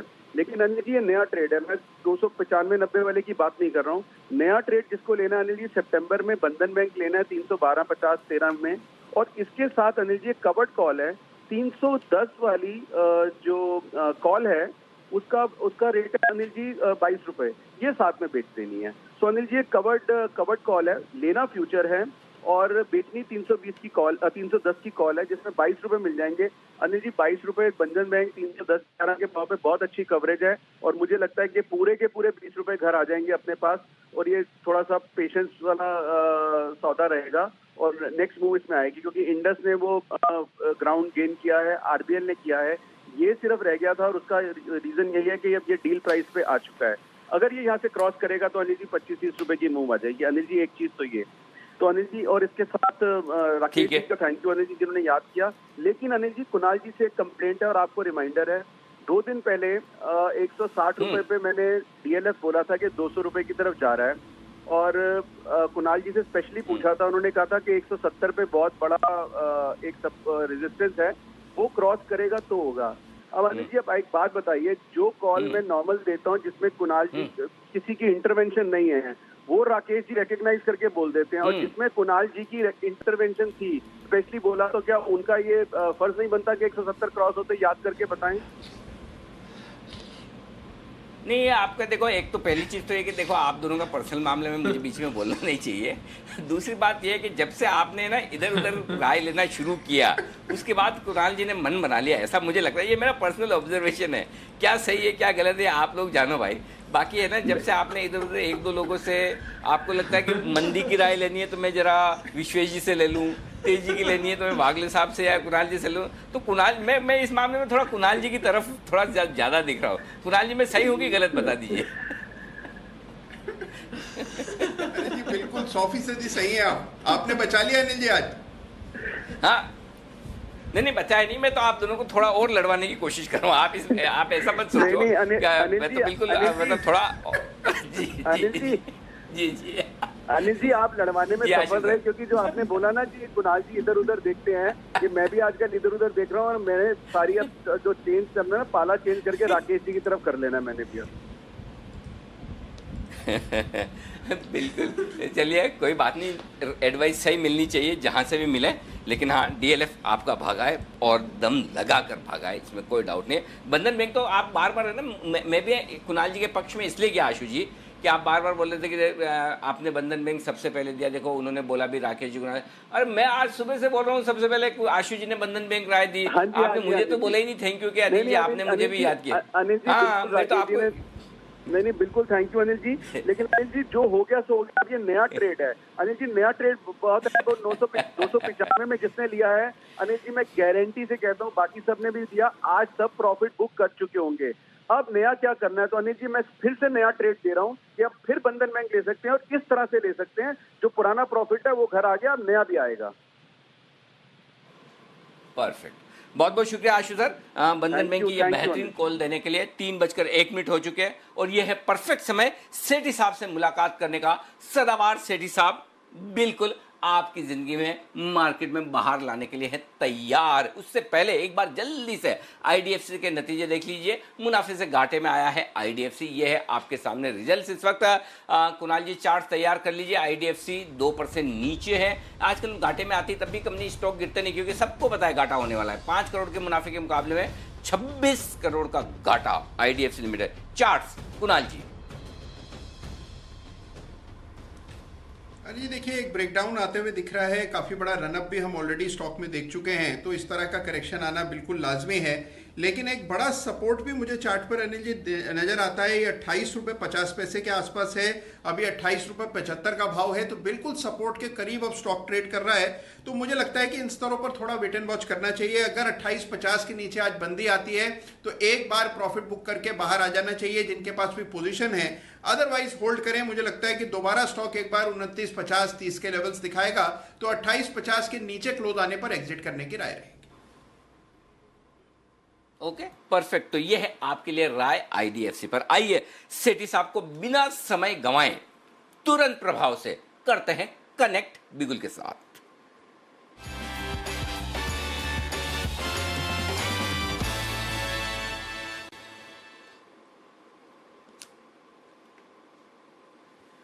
स्वागत है सेठी साहब आपका। एक या अनेक? अनिल जी 2 स्टॉक है आज, 2 स्टॉक। वाह, मतलब अनेक। देखो हिंदी में तो 3 वचन होते हैं, एक वचन, द्विवचन, बहुवचन, ठीक है। इंग्लिश में तो 2 ही होते हैं, सिंगुलर और प्लूरल। तो हम एक और अनेक में जा रहे हैं। तो एक से ज्यादा पिक से सेठी साहब के साथ शुरुआत कीजिए। शुभ शुरुआत सेठी साहब, पहली पिक आज की। बिल्कुल अनिल जी, जो पहला स्टॉक है, स्टॉक का प्राइस है अभी 155 रुपए। मेरा टारगेट है 170 का, स्टॉप लॉस रहेगा 150 का। स्टॉक का नाम है धामपुर शुगर। ये एक शुगर स्टॉक है जो कि शुगर के अलावा भी पावर, एथेनॉल, फिर अल्कोहल बेस्ड केमिकल्स और फर्टिलाइजर्स भी बनाती है। कंपनी के वैल्यूएशन बहुत ही आकर्षक है, करीबन 5 के मल्टीपल पे स्टॉक अवेलेबल है। पिछले साल 6 रुपए का डिविडेंड दिया है, तो डिविडेंड यील्ड भी 4% है। बाकी एक शुगर स्पेस की कंपनी है जिसके operating profit margin 13-14%, return on equity 20% का है और डेट इक्विटी रेशियो 1.19 का, जो कि ज्यादा नहीं है। कंपनी का इंटरेस्ट कवरेज रेशियो करीबन 3 to 4 टाइम्स है। और पिछले 3 साल में कंपनी ने जबरदस्त 16-17% की दर से प्रॉफिट्स में ग्रोथ दर्ज करी है। प्रोमोटर्स की अच्छी खासी 49% की हिस्सेदारी है और डीआईएस एफआईएस भी अच्छी इसमें होल्डिंग रखते हैं। तो मुझे लगता है ये स्टॉक बिल्कुल तेजी के लिए तैयार है। 170 का मेरा बहुत ही शॉर्ट टर्म में टारगेट अपलॉस रखना है। ओके, तो ये धामपुर नहीं धमालपुर जैसा शेयर है और देखिए तेज दौड़ लगाता हुआ 7% ऊपर है धामपुर शुगर। यहां पर खरीदारी करने की राय है सेठी साहब की तरफ से। 150 का स्टॉप लॉस लगाइए। 170 तक के टारगेट के लिए करनी है आपको खरीदारी। भारी भरकम वॉल्यूम 15 लाख शेयरों के आसपास का अब तक हो चुका है धामपुर शुगर में। सेठी साहब जैसा कह रहे हैं कि 2 शेयर है, सेठी साहब दूसरा शेयर भी देने के लिए तैयार है आप? हाँ बिल्कुल अनिल जी, जो दूसरा स्टॉक है वो एक होटल कंपनी है। स्टॉक का भाव उसका भी 155 का ही लेवल है, 170 के टारगेट है, 150 का स्टॉप लॉस। स्टॉक का नाम है ताज जीवीके। ये इंडियन होटल्स ग्रुप यानी कि टाटा ग्रुप और जीवीके ग्रुप की जॉइंट वेंचर है। कंपनी के पास बहुत ही शानदार अच्छी प्रॉपर्टीज है हैदराबाद में, चंडीगढ़ में। मुझे लगता है होटल सेक्टर जो कि बहुत ही पिटा हुआ है, एक सही समय है इस स्टॉक में एंट्री करने का। कंपनी के अगर आप फंडामेंटल्स देखेंगे तो बहुत ही अच्छे हैं। ऑपरेटिंग प्रॉफिट मार्जिन अराउंड 18% का, डेट इक्विटी रेशियो बिल्कुल नेग्लिजिबल 0.35 का है। और मुझे लगता है जिस तरह से एक सरकार का भी फोकस है कि ये जो होटल और टूरिज्म सेक्टर जो कि बहुत बड़ी दिक्कतों से गुजर रहा है, वहाँ पे कुछ रिवाइवल पैकेज दिया जाए। मुझे लगता है ये सेक्टर अच्छा करना चाहिए। प्रोमोटर्स की हिस्सेदारी 75% है और डीआईएस अराउंड 16% इसमें मेंटेन करते हैं। ये स्टॉक भी बहुत ही शॉर्ट टर्म में मुझे लगता है 170 तक के लेवल बिल्कुल आ सकते हैं। और इनके पास जो 2 होटल्स हैं उनकी वैल्यू ही अगर आप गिने तो इनकी मार्केट कैपिटलाइजेशन से लगभग दुगुनी होती है। होटल की वैल्यू रिप्लेसमेंट कॉस्ट ही, तो वैल्यू जबरदस्त है। और अब चूंकि धीमे धीमे जिस तरह से एक्शन आता हुआ दिख रहा है, ये स्टॉक्स भी मजबूती के साथ आगे चलने और बढ़ने को तैयार है। तो ताज जीवीके और कोई स्टॉक है या मैं ढूंढूं? 155 रुपए के आसपास कोई चल रहा हो, मैं पूछ लूं आपसे, जिसका 150 और 170 का स्टॉप लॉस बन रहा हो सेठी साहब?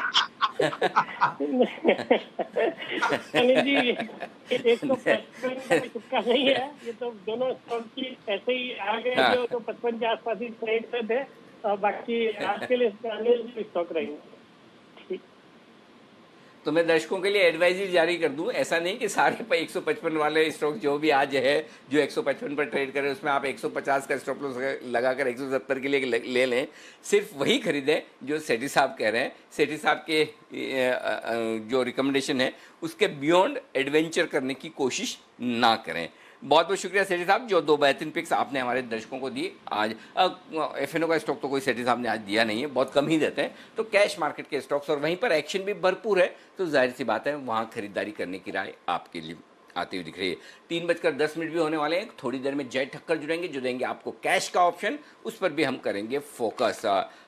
वो एक और स्टॉक है जो बड़ी तेजी के साथ ट्रेड करने को तैयार है। एक और स्टॉक है जो जैन साहब ने भी रिकमेंड किया था और हमारा मालामाल वीकली में भी स्टॉक था, सेंट गोबिन। 20% का ऊपरी सर्किट लगता हुआ दिख रहा है इस स्टॉक पर। और मुझे जहाँ तक याद है आपने भी रिकमेंड किया था शायद सेंट गोबिन।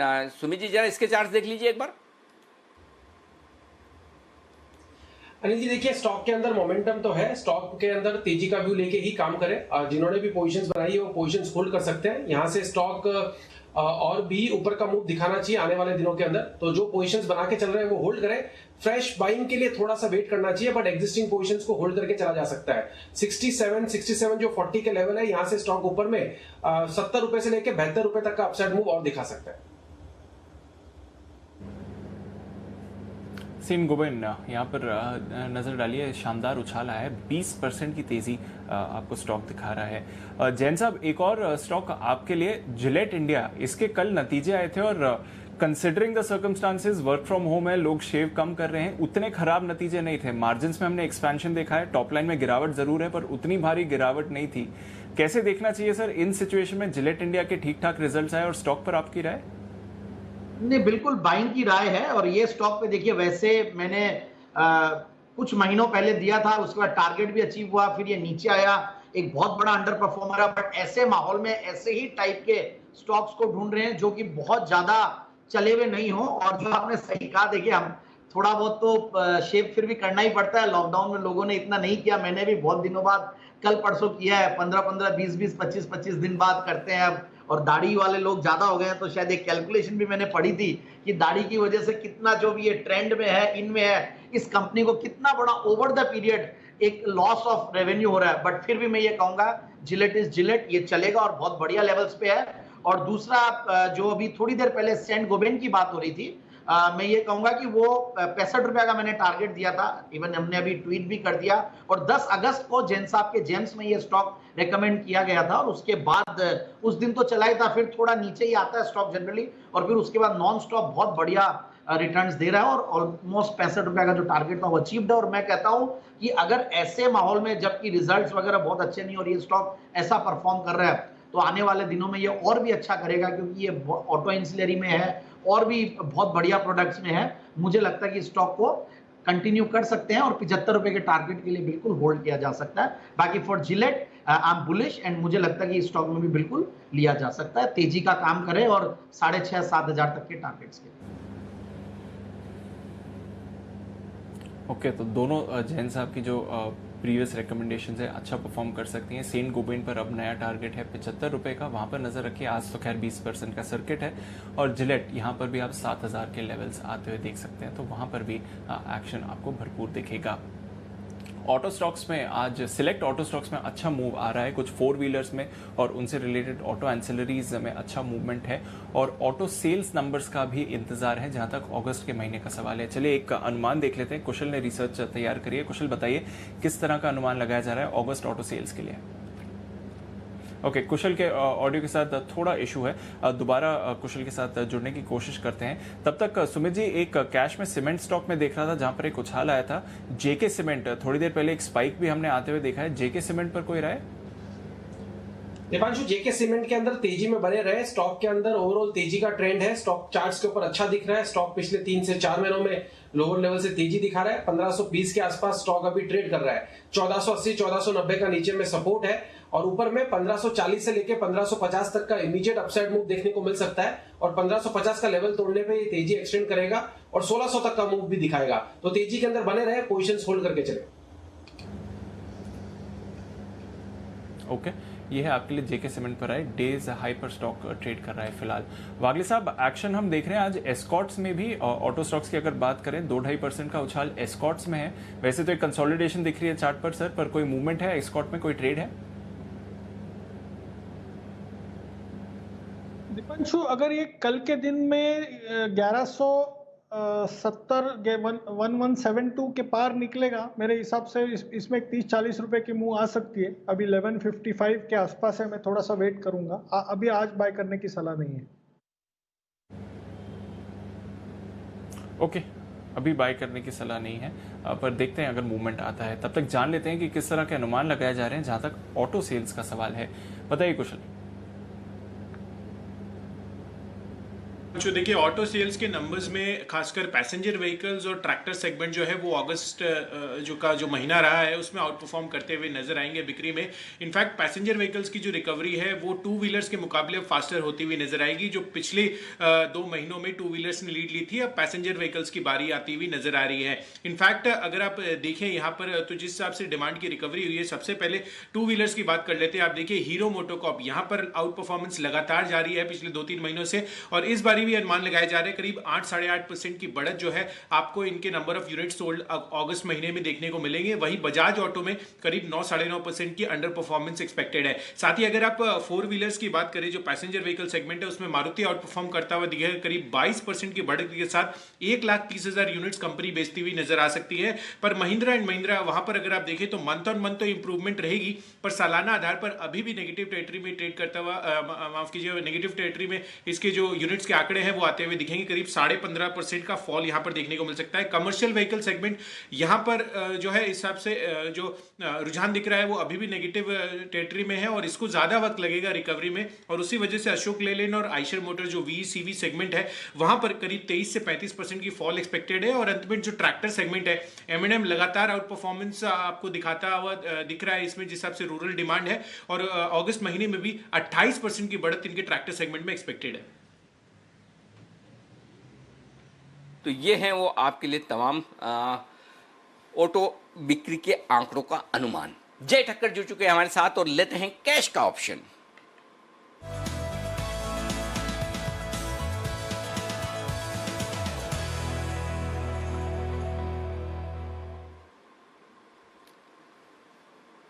बताएं जय, कौन सा ऑप्शन चुना है आज आपने? Good afternoon Anil ji. 11,650 का कॉल ऑप्शन हमारा ओपन है ही निफ्टी में, और मैं निफ्टी में थोड़ा बहुत हमें प्रॉफिट बुकिंग देखने मिला है, तो वो उसका बेनिफिट उठाने के लिए मैं कहूंगा कि 11,600 का कॉल ऑप्शन भी खरीदिए, जो 82 के आसपास ट्रेड कर रहा है अभी। अनिल जी, डेफिनेटली जब तक 11,500 के ऊपर निफ्टी सस्टेन कर रहा है तब तक ओवरऑल आउटलुक पॉजिटिव रहेगा निफ्टी पे। मैं समझता हूँ कि 11,600 के आसपास थोड़ा बहुत प्रॉफिट बुकिंग हमें देखने मिल रहा है, बट देन ये प्रॉफिट बुकिंग या तो मैं कहूंगा बाय ऑन डिप्स की स्ट्रेटेजी काफी प्रॉफिटेबल रहेगी गोइंग प्रॉफिट। तो 82 के आसपास मिल रहा है, इसे खरीदिए। इसमें हम स्टॉप लॉस नीचे में एनर्जी प्लेस करेंगे करीब 48 के आसपास। पहला टारगेट इसका बनकर आ रहा है करीब 117 एंड दूसरा टारगेट 131, 117, 131।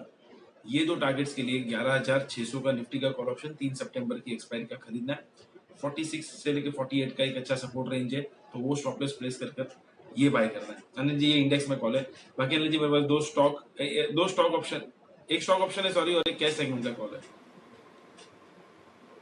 अच्छा एक चीज बताओ, सीधा 11,600 का अगले सितंबर 30 सितंबर बीच में कुछ नहीं? अनिल जी 3 सितंबर नेक्स्ट वीक में एक्सपायरी 11,600। हाँ 3 सितंबर, मैं समझा 30 सितंबर। मेरे को डर मालूम है क्या लगा जाए, मेरे को लगा अब आप 30 दिन कुछ काम ही नहीं करोगे। बंसल जी को देख देख के मतलब पता चला है कि सारे इंस्पायर कहाँ हो रहे काम नहीं करने को लेकर, ऐसा कुछ नहीं ना? नहीं अनिल जी, उन पर मेरे पास तो और 2 रिकमेंडेशन है जी, तो मैं तो वो भी देना चाहूंगा। हाँ ये हुई ना बात। बंसल जी देखो जरा जय को, एक के लिए बुलाते हैं और 3 लेकर आते हैं, बिल्कुल जय का जैकपॉट।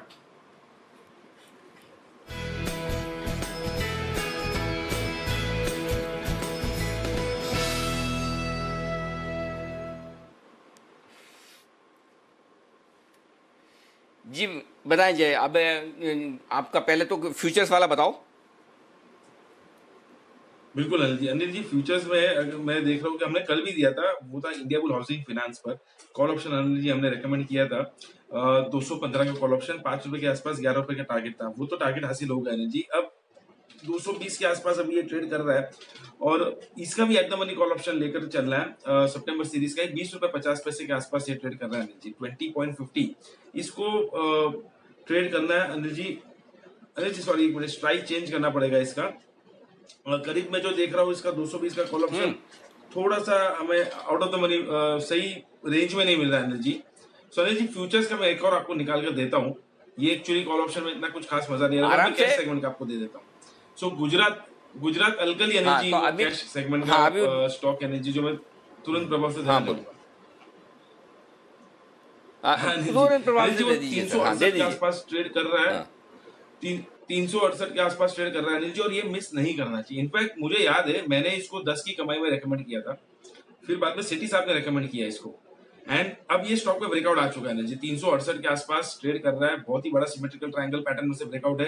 385 पहला टारगेट, 400 दूसरा टारगेट, इसको खरीदे 355 के स्टॉप लॉस के साथ। बहुत ही बड़ी कंसोलिडेशन रेंज में से इसमें से ब्रेकआउट देखने मिला है अनिल जी। वॉल्यूम्स जबरदस्त बढ़े हैं और इंडिकेटर्स क्लियरली ओवरसोल्ड टेरिटरी से रिवर्स हो चुके हैं। ये सारे टेक्निकल पैरामीटर्स के ऊपर मुझे ऐसा लग रहा है कि गुजरात अल्कली यहाँ से बेस्ट बाय बन रहा है risk reward point of view. Okay ठीक है, तो ये है आपके लिए गुजरात अल्कलीज, इसको खरीदिएगा। और ये तो स्टॉक कैश मार्केट का बड़ा जबरदस्त मजबूत स्टॉक है ही, फंडामेंटली भी और टेक्निकली। तो अब जय को पसंद आई गया 350,000। जय आपको दिया जाता है थोड़ा समय, आपका समय होता है अब शुरू, तब तक सुमित जी तैयार है अपने सुपरहिट के साथ।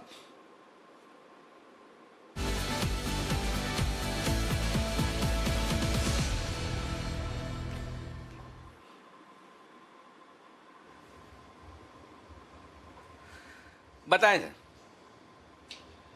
अनिल जी बाय का स्टॉक रडार पे आया है, स्टॉक का भाव चल रहा है और ये जैन साहब ने भी रेकमेंड किया हुआ है, फंडामेंटली उनको पसंद है स्टॉक का भाव चल रहा है 25 रुपया 10 पैसा। स्टॉक का नाम है SJVN, स्टॉक का नाम है SJVN।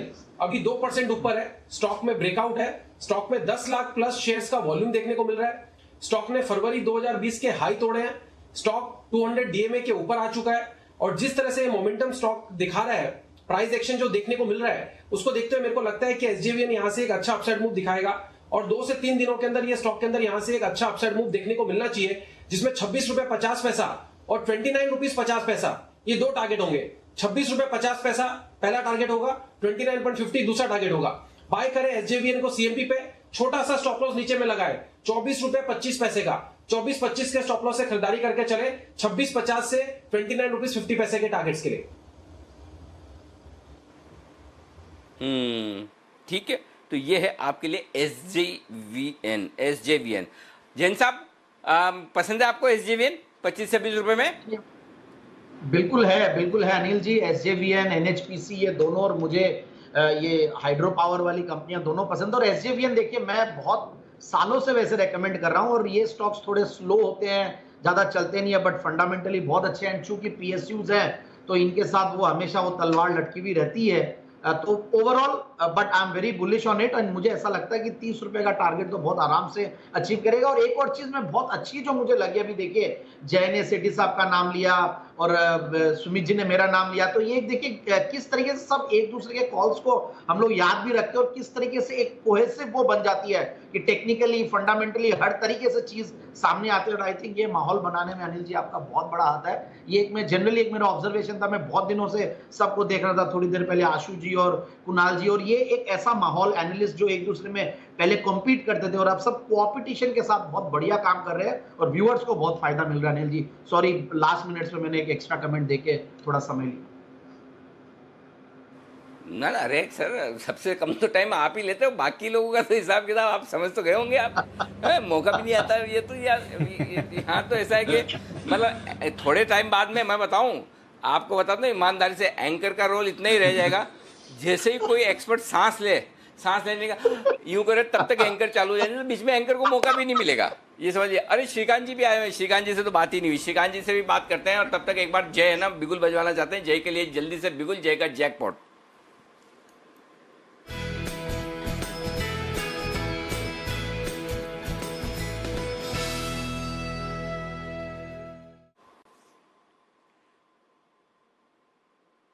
बताएं जय।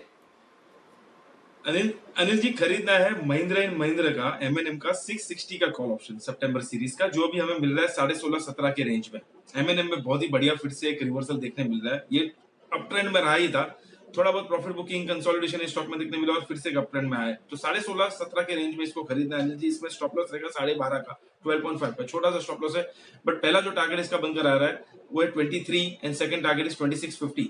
23 और 2650 ये दो टारगेट्स के लिए महिंद्रा एंड महिंद्रा का 660 का कॉल ऑप्शन खरीदने का है। इसमें स्पॉट के लेवल्स में जो एक्सपेक्ट कर रहा हूं वो लगभग 670 के एनर्जी, तो अगर वो हासिल होते हैं तो हमारे कॉल ऑप्शन के टारगेट इजीली अचीव हो जाएंगे। ओके, तो ये है आपके लिए M&M का खरीदारी करने की राय कॉल ऑप्शन। आइए अब श्रीकांत जी भी तैयार हैं अपने कॉल के साथ, तो श्रीकांत जी के लिए BTST का बिगुल।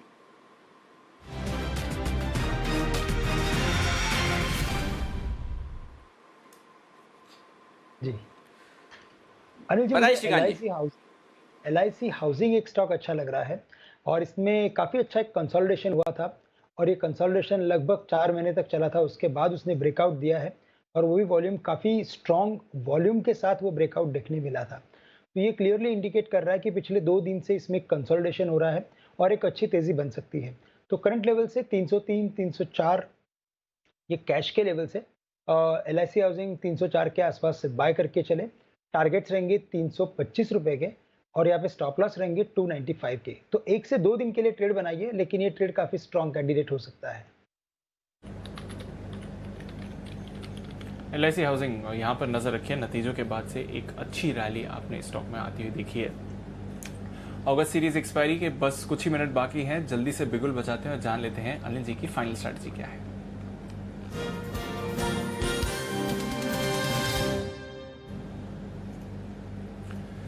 अनिल जी, डाउ फ्यूचर्स में थोड़ी सी कमजोरी दिख रही है सर, करीब 90-100 अंक नीचे है, तो हल्की सी और गिरावट यहाँ पर बड़ी है। नैस्डैक फ्यूचर्स हल्के से दबाव के साथ ट्रेड कर रहे हैं। यूरोप में कुछ बदलाव नहीं है, आखिरी बार जब हमने बात करी थी तब भी आधे % के करीब ही गिरावट थी, अभी भी वैसा ही ट्रेंड बनते हुए दिख रहा है। तो ग्लोबल क्यूज सुस्त हैं बट ज्यादा बदलाव नहीं हुआ है आखिरी बार जब हमने स्ट्रैटेजी बात करी थी।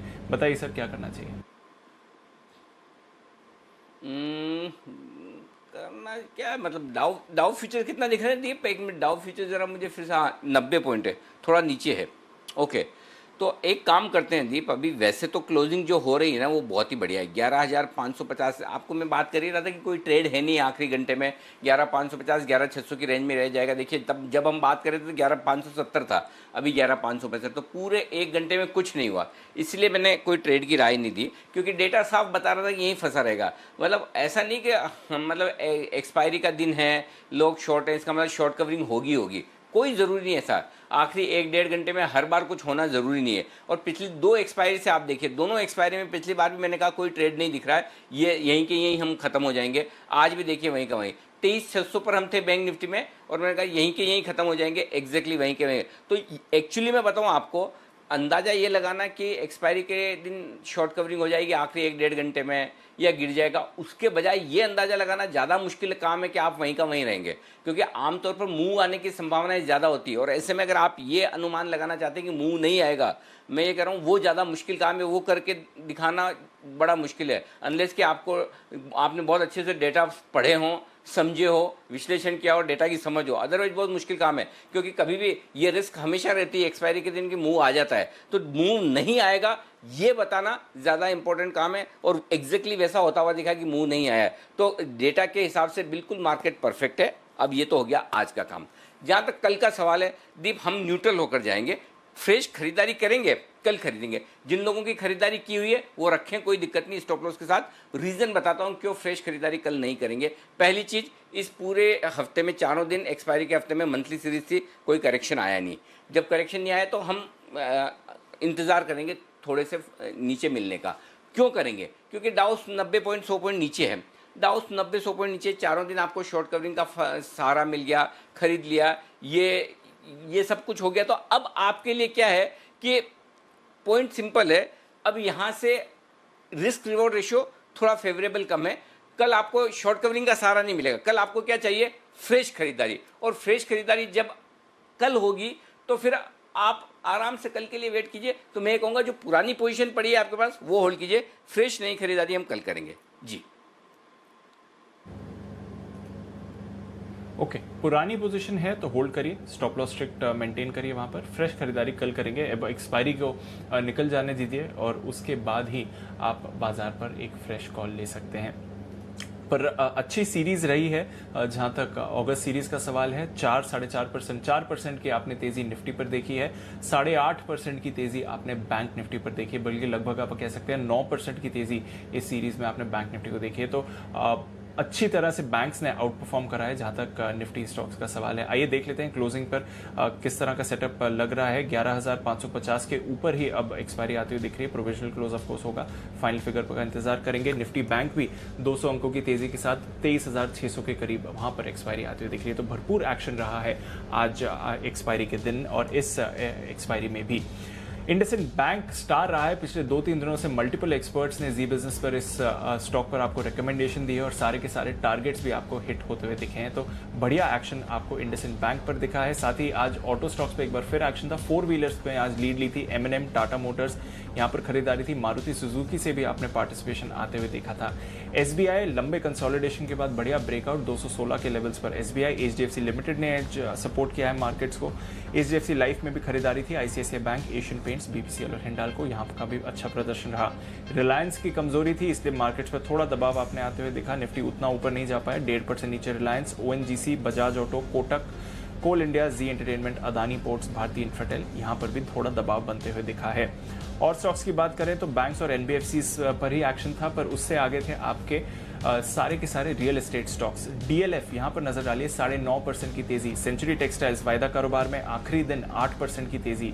गोदरेज प्रॉपर्टीज यहाँ पर 6.5% की तेजी और हमारे एक्सपर्ट्स की राय भी आज अपने स्टॉक पर दी है और वहां पर भी टारगेट्स आते हुए दिखे हैं। Piramal enterprises, NBFC, real estate दोनों तरह से स्टॉक को देख सकते हैं। 6.5% की तेजी यहाँ पर भी थी। जुबलेंट फूड अच्छी खरीदारी यहाँ पर दिखी। टाटा मोटर्स, बंधन बैंक एक और स्टॉक जहां पर मल्टीपल रिकमेंडेशंस आए और टारगेट्स हिट होते दिखे। Escorts, Bharat Forge, Grasim, Bata India, Divi's और साथ ही एक्साइड, अपोलो टायर्स और वोल्टास यहाँ पर भी अच्छा एक्शन आपको आते हुए दिखा। दूसरी तरफ JSPL, वसीम साहब ने यहाँ पर शॉर्ट दिया था, वहां पर उनके टारगेट्स आते हुए दिखे। मैक्स फाइनेंशियल तेजी के बाद यहाँ पर थोड़ा कंसोलिडेशन। महानगर gas, Manappuram, IDFC first bank यहाँ पर थोड़ा प्रेशर। टाटा पावर में थोड़ी मुनाफा वसूली थी। BHEL बैन में था, आज 2% नीचे बंद हुआ। सेल ये भी बैन में था, तकरीबन 1.5% की गिरावट। टोरेंट पावर यहाँ पर थोड़ा प्रेशर। पेट्रोनेट, REC और साथ ही बालकृष्णा यहाँ पर भी हल्की सी मुनाफा वसूली हुई। तो अनिल जी, अच्छी सीरीज, एक और अच्छी सीरीज बाजार के लिए। 4% निफ्टी पर तेजी, 8.5%, 9% बैंक निफ्टी पर तेजी। अच्छी सीरीज रही है सर, और अच्छे रोटेशन के बाद कई सारे सेक्टर्स का पार्टिसिपेशन भी इस सीरीज में देखने को मिला। अनिल जी बिल्कुल, तो बहुत ही बेहतरीन सीरीज, इसमें कोई डाउट नहीं, और बहुत ही बेहतरीन सीरीज की क्लोजिंग भी। पूरी सीरीज का हाईएस्ट लेवल पर आज बंद हुए। 23,600 के ऊपर बंद होने में कामयाब रहा है बैंक निफ्टी। निफ्टी 11,570 के आसपास बंद होने में कामयाब रहा है और सेंसेक्स 39,100 के ऊपर बंद होने में कामयाब रहा है। इससे बढ़िया आप क्लोजिंग और इससे बढ़िया तेजी की उम्मीद नहीं कर सकते। तो बहुत ही बेहतरीन एक्शन रहा है आज बाजार में। और आप देखिए एक्सपायरी के दिन भी एकदम मजबूती के साथ ट्रेड हुआ। बैंक निफ्टी ने आपको अच्छा मुनाफा कमा कर भी दिया है। 23,700 के आसपास तक हाई पहुंचा भी और क्लोजिंग भी ठीक हुई। तो मैं उम्मीद करता हूं कि आपने कल आज दोनों दिन थोड़ा थोड़ा पैसा बनाया होगा बैंक निफ्टी में। और स्टॉक्स में तो हमारे एक्सपर्ट्स ने दमदार आपको कमाई करके दी ही है। तो ये बड़ा एक्शन आपके लिए आता हुआ दिखा है। तो चलिए, बहुत ही बेहतरीन एक्शन आपके लिए बाजार में हुआ है आज के लिए। और फाइनली जो क्लोजिंग हुई है उसमें जो कंट्रीब्यूशन है सबसे ज़्यादा इंडसइंड बैंक 6.5%। कल 4 कॉल आपको इंडसइंड बैंक पर खरीदारी के आए हमारे एक्सपर्ट्स की तरफ से। और आज देखिए स्टॉक टॉप गनर है निफ्टी का। M&M और टाटा मोटर्स दोनों 4-4% मजबूत है। आज सुबह हमने कहा कि देखिए 2 व्हीलर स्टॉक्स में प्रॉफिट बुकिंग आ सकती है, 4 व्हीलर्स नहीं। 4 व्हीलर्स मजबूती के साथ रहे, जबकि 2 व्हीलर्स में प्रॉफिट बुकिंग भी रही है। SBI, HDFC जैसे दिग्गज भी मजबूती के साथ बंद हुए। टॉप लूज में रिलायंस आज 1.5%, 1.25% कमजोर है। मजे की बात देखिए, रिलायंस की कमजोरी के बावजूद बाजार मजबूती के साथ बंद होने में कामयाब रहा है। ये बाजार की ताकत और चौतरफा तेजी दिखाता है, जिसमें पार्टिसिपेशन भरपूर है आपके लिए। आइए अब वायदा कारोबार के मैं कुछ स्टॉक्स आपको बता दूं जहां पर एक्शन रहा है भरपूर। DLF 9% मजबूत, सेंचुरी 8% मजबूत, अलविदा सेंचुरी, अलविदा उज्जीवन, अलविदा इक्विटास। वायदा कारोबार से आज आपका था आखिरी दिन। वापस पता नहीं अब जिंदगी में कब आप वायदा कारोबार में लौटेंगे, लेकिन फिलहाल आप अपनी अच्छी पारी, वो कहते हैं कि लास्ट इनिंग को बहुत अच्छे से खेल के सेंचुरी रिटायर हो रहा है वायदा कारोबार से 8% की मजबूती के साथ। पीरामल 7% मजबूत खुलता हुआ दिख रहा है, बंद होता दिख रहा है। गोदरेज प्रॉपर्टी 6% मजबूत। तो काफ़ी बेहतरीन एक्शन कई सारे स्टॉक्स में आज देखने को मिला है। आइए प्रोविजनल क्लोजिंग तो आ गई है, फाइनल क्लोजिंग आए उससे पहले बता दूं कि शाम का क्या कार्यक्रम है हमारा और आपका। 6 बजे, ओके, 6 बजे का है स्पेशल शो और 10 साल के सबसे निचले स्तरों पर इस वक्त होम लोन की रेट्स हैं। प्रधानमंत्री आवास योजना के तहत आप 2,67,000 रुपए तक की छूट ब्याज पे ले सकते हैं। कोरोना के चलते प्रॉपर्टी के दाम भी 15 से 20% कहीं कहीं जगह गिरते हुए नजर आए, कम होते नजर आए। अब महाराष्ट्र सरकार ने स्टैम्प ड्यूटी में अच्छी खासी कटौती की है, 50 से 60% की, जिसे आप 2 से 3% की मान सकते हैं, यानी कि आधी कर दिए। ऐसे में अगर आप घर खरीदने का मन बना रहे हैं तो शायद आपके लिए गोल्डन चांस है। कैसे करें घर खरीदने की प्लानिंग, इसमें करेंगे हम आपकी मदद। आपके साथ होंगे 2 खास मेहमान, निरंजन हीरानंदानी साहब, जाने माने रियल एस्टेट डेवलपर हैं, मुंबई के क्वालिटी रियल एस्टेट डेवलपमेंट के लिए जाने जाते हैं। साथ ही वो नेशनल प्रेसिडेंट है नरेडको के, तो वो बिल्डर्स की जो एसोसिएशन है उसे भी रिप्रेजेंट करते हैं। सेविल्स इंडिया के भाविन ठक्कर हैं, MDMO, ये दोनों मिलकर आपको बताएंगे और समझाएंगे कि कब आपको घर खरीदना है और किस तरह से घर खरीदने का ये सही समय है या नहीं। तो शाम 6 बजे जरूर देखिएगा। आपकी खबर आपका फायदा, ये हैशटैग का इस्तेमाल करें। आपके भी मन में कोई विचार है, सवाल है, ज़रूर आप हमें लिख भेजिएगा और अपनी राय हमारे साथ शेयर कीजिएगा। और रात को 8:30 बजे यानी कि 8:26 पर हम आपके लिए लेकर आएंगे मनी गुरु। गोल्ड, अक्सर इस मुसीबत में गोल्ड ही सहारा देते हैं, कोरोना काल में भी यही हुआ है। इस मुसीबत के वक्त गोल्ड ने बड़ी तेज़ी दिखाई है, लेकिन कई बार क्या होता है कि आपको इसकी बारीकियां पता नहीं होती और उसका फ़ायदा आप उठा नहीं पाते। तो आज मनी गुरु में हम आपको बताने वाले हैं कि अगर आप गोल्ड लोन लेने की सोच रहे हैं तो आपको किन बातों का ध्यान रखना है। गोल्ड लोन से जुड़े हुए आपके तमाम सवालों के जवाब आज मनी गुरु में मिलेंगे।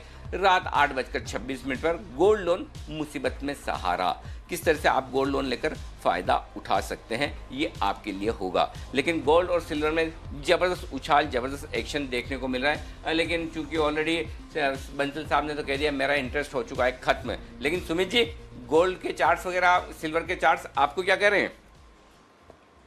अनिल जी, तेजी करने की सलाह रहेगी। कल भी रात को अचानक से सडन तेजी देखने को मिली गोल्ड एंड सिल्वर में, और जो करेक्शन मोटा मोटी आ चुकी है और अब यहाँ से वापस से अगर अब तेजी की शुरुआत होती है तो एक बहुत बड़ी upside move gold and silver में देखने को मिलेगा। गोल्ड ऊपर में अब की बार वापस से 55,000 से 56,000 के लेवल दिखाएगा, और चांदी जैसे ही 70 का लेवल क्रॉस करेगा तो हमें 75,000 से लेकर 80,000 तक का मूव देखने को मिलेगा। कोई भी डिप आता है तो गोल्ड सिल्वर में फिलहाल खरीदारी करें। अगले 1-2 महीने अभी भी तेजी के हैं, कोई बड़ी करेक्शन के आसार नहीं दिखते। हाँ, बड़ी तेजी जरूर आ सकती है। एक नेगेटिव न्यूज ग्लोबली आई या कुछ भी नेगेटिव न्यूज आई तो ये दोनों आग की तरह ऊपर भागेंगे एक तरफा। गोल्ड एंड सिल्वर में डिप्स में खरीदारी करनी है। ओके, तो ये है आपके लिए डिप्स में खरीदारी करने की राय। सिल्वर और गोल्ड में उतार चढ़ाव बहुत है, बस यही है, एक्शन भरपूर है, ये बात बराबर है। आइए अब आपको जानने से पहले एक चीज़ और बता दें, सोमवार से आपके लिए बहुत कुछ बदल रहा है कंटेंट के लिहाज से। कुछ बेहतरीन कंटेंट आपको सोमवार से मिलेगा। देखिए, हमने कंटेंट के लिहाज से एक तो शाम को बहुत बढ़िया प्लानिंग की, वो मैं आपको थोड़ी देर में बताऊंगा। उससे पहले सोमवार से क्या हो रहा है वो देख लीजिए। सुबह 7:25 से आपको बेहतरीन ट्रेडिंग पिक्स मिलेगी और इन्वेस्टमेंट पिक्स भी। जी हाँ, ये शो वो होगा जो लोग कई बार कहते हैं कि हमें ट्रेडिंग की पिक्स नहीं मिल पाती, हमें ट्रेडिंग की पिक्स चाहिए कैश मार्केट की, कोई कहता है हमें फ्यूचर्स की चाहिए, किसी को ऑप्शन की चाहिए, किसी को चाहिए इन्वेस्टमेंट स्टॉक, किसी को फंडामेंटल स्टॉक, कोई खबरों के दम पर ट्रेड करना चाहता है। तो आप जो कुछ चाहते हैं, जैसा चाहते हैं, जितना चाहते हैं, आप खाली सोचिए। आपका दिल और दिमाग ये पढ़ने का भगवान ने हमें गॉड गिफ्ट दिया है, और जो आपको चाहिए वही। जैन साहब ध्यान से सुनिएगा, हम क्या करने जा रहे हैं। सोमवार से हमारा शो होगा ट्रेडर्स डायरी। उसमें क्या होगा, एक कैश का स्टॉक होगा, एक फ्यूचर्स, एक ऑप्शन, एक टेक्नो पिक, एक फंडा पिक, एक इन्वेस्टमेंट पिक, एक खबरों वाले शेयर, और बाकी बचे 3 शेयर, और 7 तो ये हो गए। 3 शेयर हमारे कैप्टन्स की मर्जी पर, जो हमारे कैप्टन्स को पसंद हो 3 उनको एकदम फ्रीडम, और 7 हमारे फिक्स। ये 10 शेयर देंगे।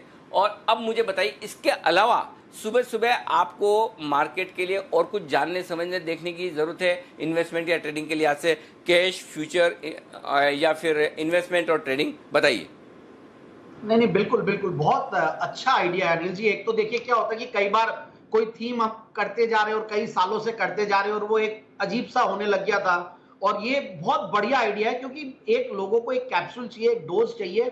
और 7:30 से 8, देखिए 7:55 8 बजे के बाद तो अनिल जी जो माहौल बना हुआ रहता है जी बिजनेस पे वो तो है ही है। और मैं 7:30 से 8 भी अच्छा ही था और अब और बेहतरीन हो जाएगा। और ये कंटेंट बहुत अच्छा है। मुझे लगता है ये सारी जो 7 चीज है और जो 3 चीज भी आएंगी बाद में जो कैप्टन्स की, वो सब लोगों को काफी फायदा पहुंचाएगी। और टेक्निकल्स, फंडामेंटल्स, ऑप्शंस, ट्रेडिंग सब कुछ एक साथ एक ही जगह मिलेगी। न्यूज बेस्ड आइटम्स, क्योंकि न्यूज बेस्ड ट्रेडिंग भी होती है। और मैं यही चाहूंगा कि जो 7 पिक है उसमें आप हमें भी बुलाएं और हमें भी चांस दीजिए, हमारा भी कोई फंडामेंटल पिक मिल जाए, उसमें मौका मिल जाए। मुझे लगता है कि ये शो बहुत बड़ा सुपरहिट होने वाला है Anil ji, and it will be very beneficial. अरे वाह, क्या बात है। नहीं बिल्कुल। अरे मैं आपको एक चीज़ बताना चाहता हूँ। आमतौर पर हम ये डेटा वगैरह डिस्कस नहीं करते। इस हफ्ते के मैं एक डेटा में एक आपको इंटरेस्टिंग चीज़ बताना चाहता हूँ, और वो ये है कि है ना, चैनल्स की जो रेटिंग आती है वो कैसे आती है। एक तो ये कि चैनल्स को कितने लोग देख रहे हैं, ठीक है, और कितने लोग कितने समय के लिए देख रहे हैं। ये 2 चीज़ों के बेसिस पे किसी भी चैनल की रेटिंग बनती है, ठीक है। एक तो कितने लोग देख रहे हैं और कितने समय तक एवरेज देख रहे हैं, और जिसको हम कहते हैं ATSV, एवरेज टाइम स्पेंट पर व्यूअर। जैसे आपके है ना वो नहीं होते भारतीय एयरटेल और इसमें सब में आरपू, एवरेज रेवेन्यू पर यूज़र, ये हमारा आरपू है, एक तरह से समझ लो। हमारा आरपू ATSV होता है। इस हफ्ते का जो मैं आपको बताना चाहता हूँ, जो ATSV आया वो आया 27 मिनट 80 सेकेंड, 27.8 मिनट्स, जो बिजनेस टेलीविज़न के इतिहास में वीकली ATSV में हाईएस्ट है। हाईएस्ट वीकली ATSV जो आज वीकली जो रेटिंग्स आती है उसमें, इसका मतलब ये है जो लोग आपसे जी बिजनेस से प्यार करते हैं वो प्यार ही करते हैं। उन्होंने चैनल लगा दिया, वो छोड़कर इधर उधर दाएं बाएं देखते ही नहीं है। ये बहुत बड़ी बात है। ये जो क्रेडिट है ये सिर्फ ये जो क्रेडिट है ना, ये सिर्फ और सिर्फ आप लोगों की है। क्योंकि कोई वागले साहब, कोई कुणाल जी, कोई राकेश जी, जैन साहब, श्रीकांत जी, हमारे सुमित जी, जय ठक्कर, बाकी सारे एक्सपर्ट जो इस वक्त नहीं है, दीप हमारे, उनको देखने के लिए जो लोग आते हैं और उनसे जो एडवाइस मिलती है, उन्हें कहीं चैनल बदलने की ज़रूरत है। 27.8 मिनट ATSV, ये है ना, ये नंबर नहीं है, ये नंबर नहीं है, ये दर्शकों का प्यार है, ये दर्शकों का लगाव है। और जो कहते हैं ना बंसल जी हमेशा जुड़े रहिए, चिपके रहिए, बंसल जी ये आपके चिपके रहिए का जवाब है, इसको चिपकना कहते हैं।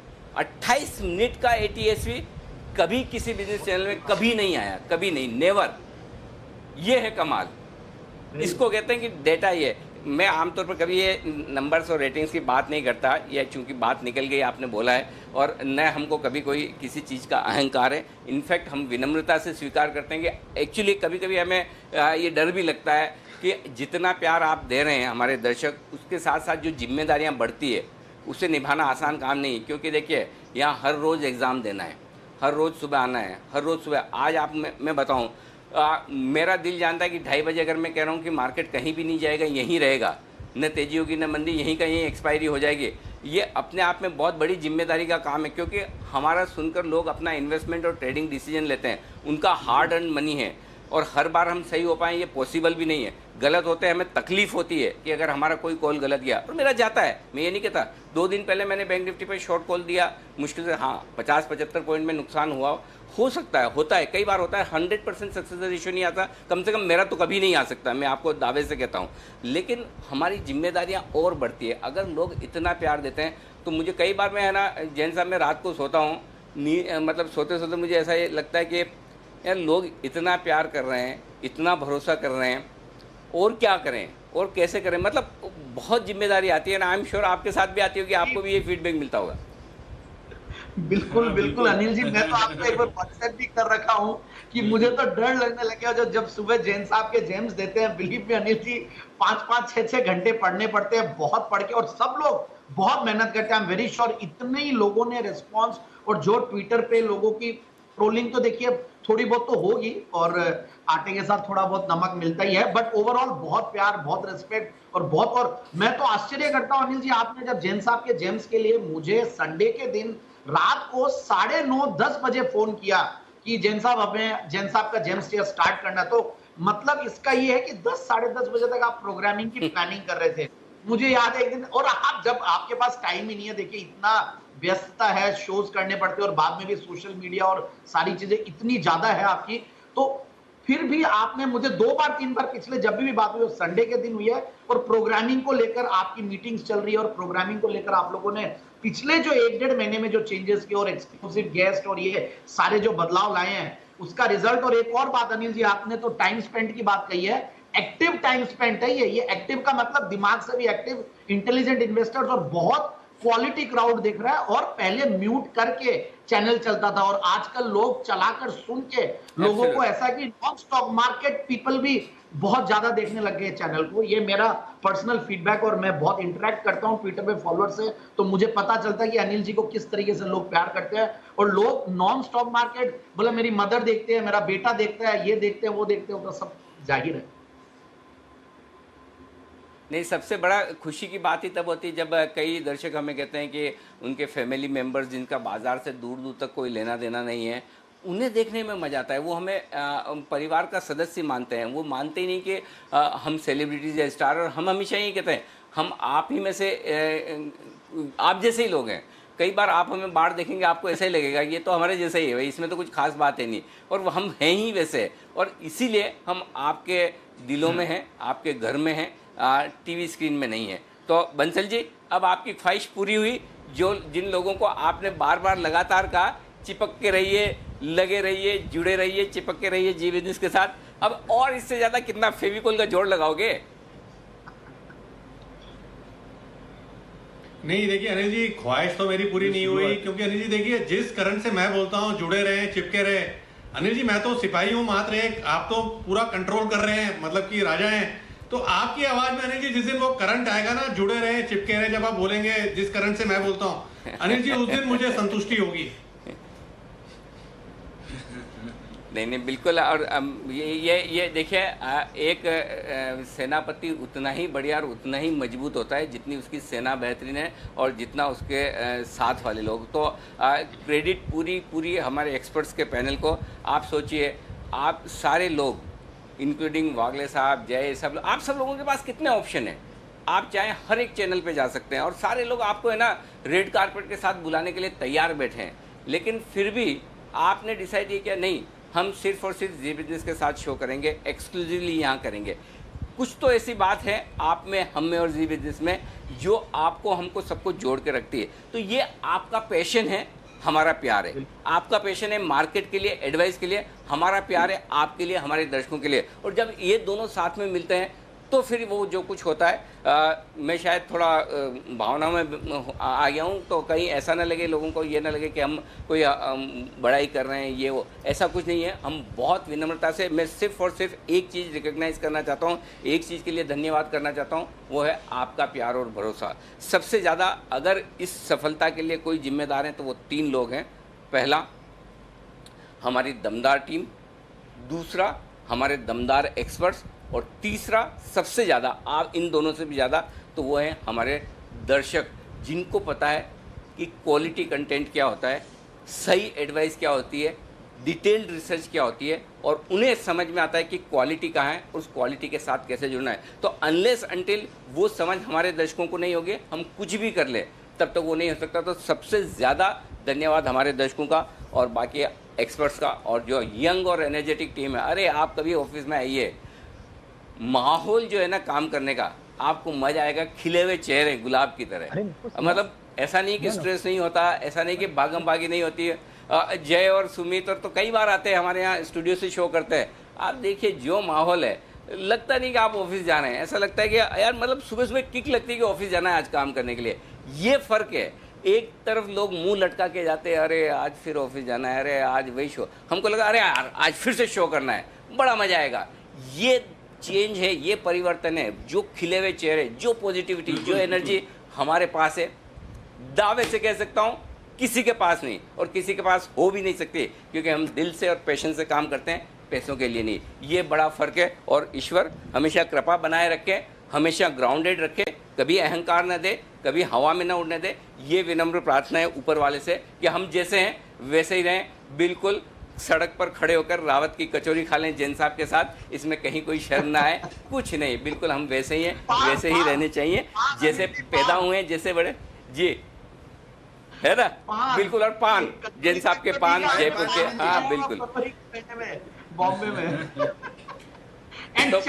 तो बस ये ईश्वर, ये जो नेक्स्ट टाइम लेकर आना, जैन साहब लेकर आना सबसे बड़ा फैक्टर वो है अनिल सिंघवी। अनिल सिंघवी जी, आप इतने ज्यादा हम्बल हो रहे हैं अनिल जी, और आपने आपका चौथा फैक्टर, ये नंबर 1 फैक्टर है, नंबर 1 2 3 तो आपने बोल दिया, बट टू गुड, मतलब मजा आ गया। और अभी सुमित जी ने बहुत जबरदस्त ट्वीट किया, अब की बार 70 के पार, जैसे इन्होंने 12,000 के पार करवाया था। ना ना ना ना ना, ना इस बार इस मामले में मैं सुमित जी के साथ नहीं हूँ। सुमित जी माफी चाहता हूँ, अब की बार 70 के पार और 60,000, 60 के पार और 50 के पार, ये सब नहीं, ये नंबर गेम में हम हैं ही नहीं, बिल्कुल नहीं है, न कल थे, न आज है, न कल होंगे ये। और फिर भी मैं आपको बता दूं, अगर थोड़े बहुत कभी कभार कोई ट्वीट आते हैं तो उस ट्वीट का पर्पज़ ये दिखाना बिल्कुल भी नहीं है कि हमारी रेटिंग ये हो गई या हम नंबर 1 हो गए या ऐसा। अब 2 ही लोग हैं, 2 में एक तो नंबर 1 होगा, एक नंबर 2 होगा, उसमें कौन सी बड़ी बात है, कौन सा लंबा चौड़ा है। इस ट्वीट का पर्पज़ ये दिखाने का सिर्फ एक ही पर्पज़ है। अल्टीमेटली देखिए, हम चैनल चलाते हैं, चैनल चलाने के लिए हमें भी तो रेवेन्यू चाहिए, हमें भी तो ऐड चाहिए, हमारी भी टीआरपी आती है, उसी के बेसिस पर रेवेन्यू की रेट्स होती हैं, उसी के बेसिस पे ऐड की रेट्स होती है। तो ये प्रेशर पूरा का पूरा मेरी सेल्स टीम की तरफ से, मेरी सेल्स टीम कहती है अगर सर आप नहीं चलाएंगे, आप नहीं बताएंगे तो लोगों को कैसे पता चलेगा, लोगों को पता नहीं चलेगी तो हम जाकर बिजनेस कैसे लाएंगे, हम कैसे बोलेंगे कि हमारा चैनल नंबर 1 है, हम कैसे बोलेंगे कि हमारा एवरेज टाइम स्पेंड 28 मिनट है, हम कैसे बोलेंगे कि सारे देश के दिग्गज कॉर्पोरेट, देश के दिग्गज एक्सपर्ट्स आपके चैनल पर आते हैं। तो प्लीज़, तो ये सिर्फ और सिर्फ उनके लिए, दर्शकों का हमारा रिश्ता है ना, वो घर वाला है, भाइयों वाला है, फैमिली वाला है, दोस्तों वाला है। उसमें कहाँ दोस्ती में नो सॉरी नो थैंक्स, कोई एक्सप्लेनेशन देने की किसी को ज़रूरत नहीं है। ये सिर्फ और सिर्फ थोड़ा मार्केटिंग के लिए, सेल्स के लिए करना पड़ता है, ये हमारी मजबूरी है। ये बिल्कुल भी दर्शकों के लिए है ही नहीं, उनके लिए करने की एक मजबूरी होती है, क्योंकि अल्टीमेटली एंड ऑफ डे देखिए रेवेन्यू तो चाहिए, सबको चाहिए, चैनल चलाने के लिए हमारे स्टाफ को हम अच्छी सैलरी दे सकें। आप देखिए इस मुश्किल पीरियड में जहाँ कोई मीडिया हाउस ऐसा नहीं होगा, कोई चैनल ऐसा नहीं है जहाँ लोगों की जॉब्स नहीं गई है, कोई चैनल ऐसा नहीं होगा जिन्होंने सैलरी कट नहीं की है, और सारे चैनल्स में कह रहा हूँ उन्होंने वेरिएबल पे नहीं दिए। हमारे यहाँ एक आदमी का हमने जॉब कट नहीं किया, एक की हमने सैलरी कट नहीं की, हमने एक का वेरिएबल पे नहीं रोका। तो ये बहुत बड़ा अपने आप में अचीवमेंट है जी बिजनेस का, कि हमारी टीम जिस डेडिकेशन के साथ काम कर रही है उसी डेडिकेशन के साथ मैनेजमेंट भी उन्हें रिवॉर्ड कर रहा है। ये बहुत बड़ी बात है। इस तरह के मुश्किल पर आज के तारीख में आप सैलरी काट दीजिए, कोई कुछ नहीं बोल पाएगा, लोग मजबूरी से काम करेंगे ही।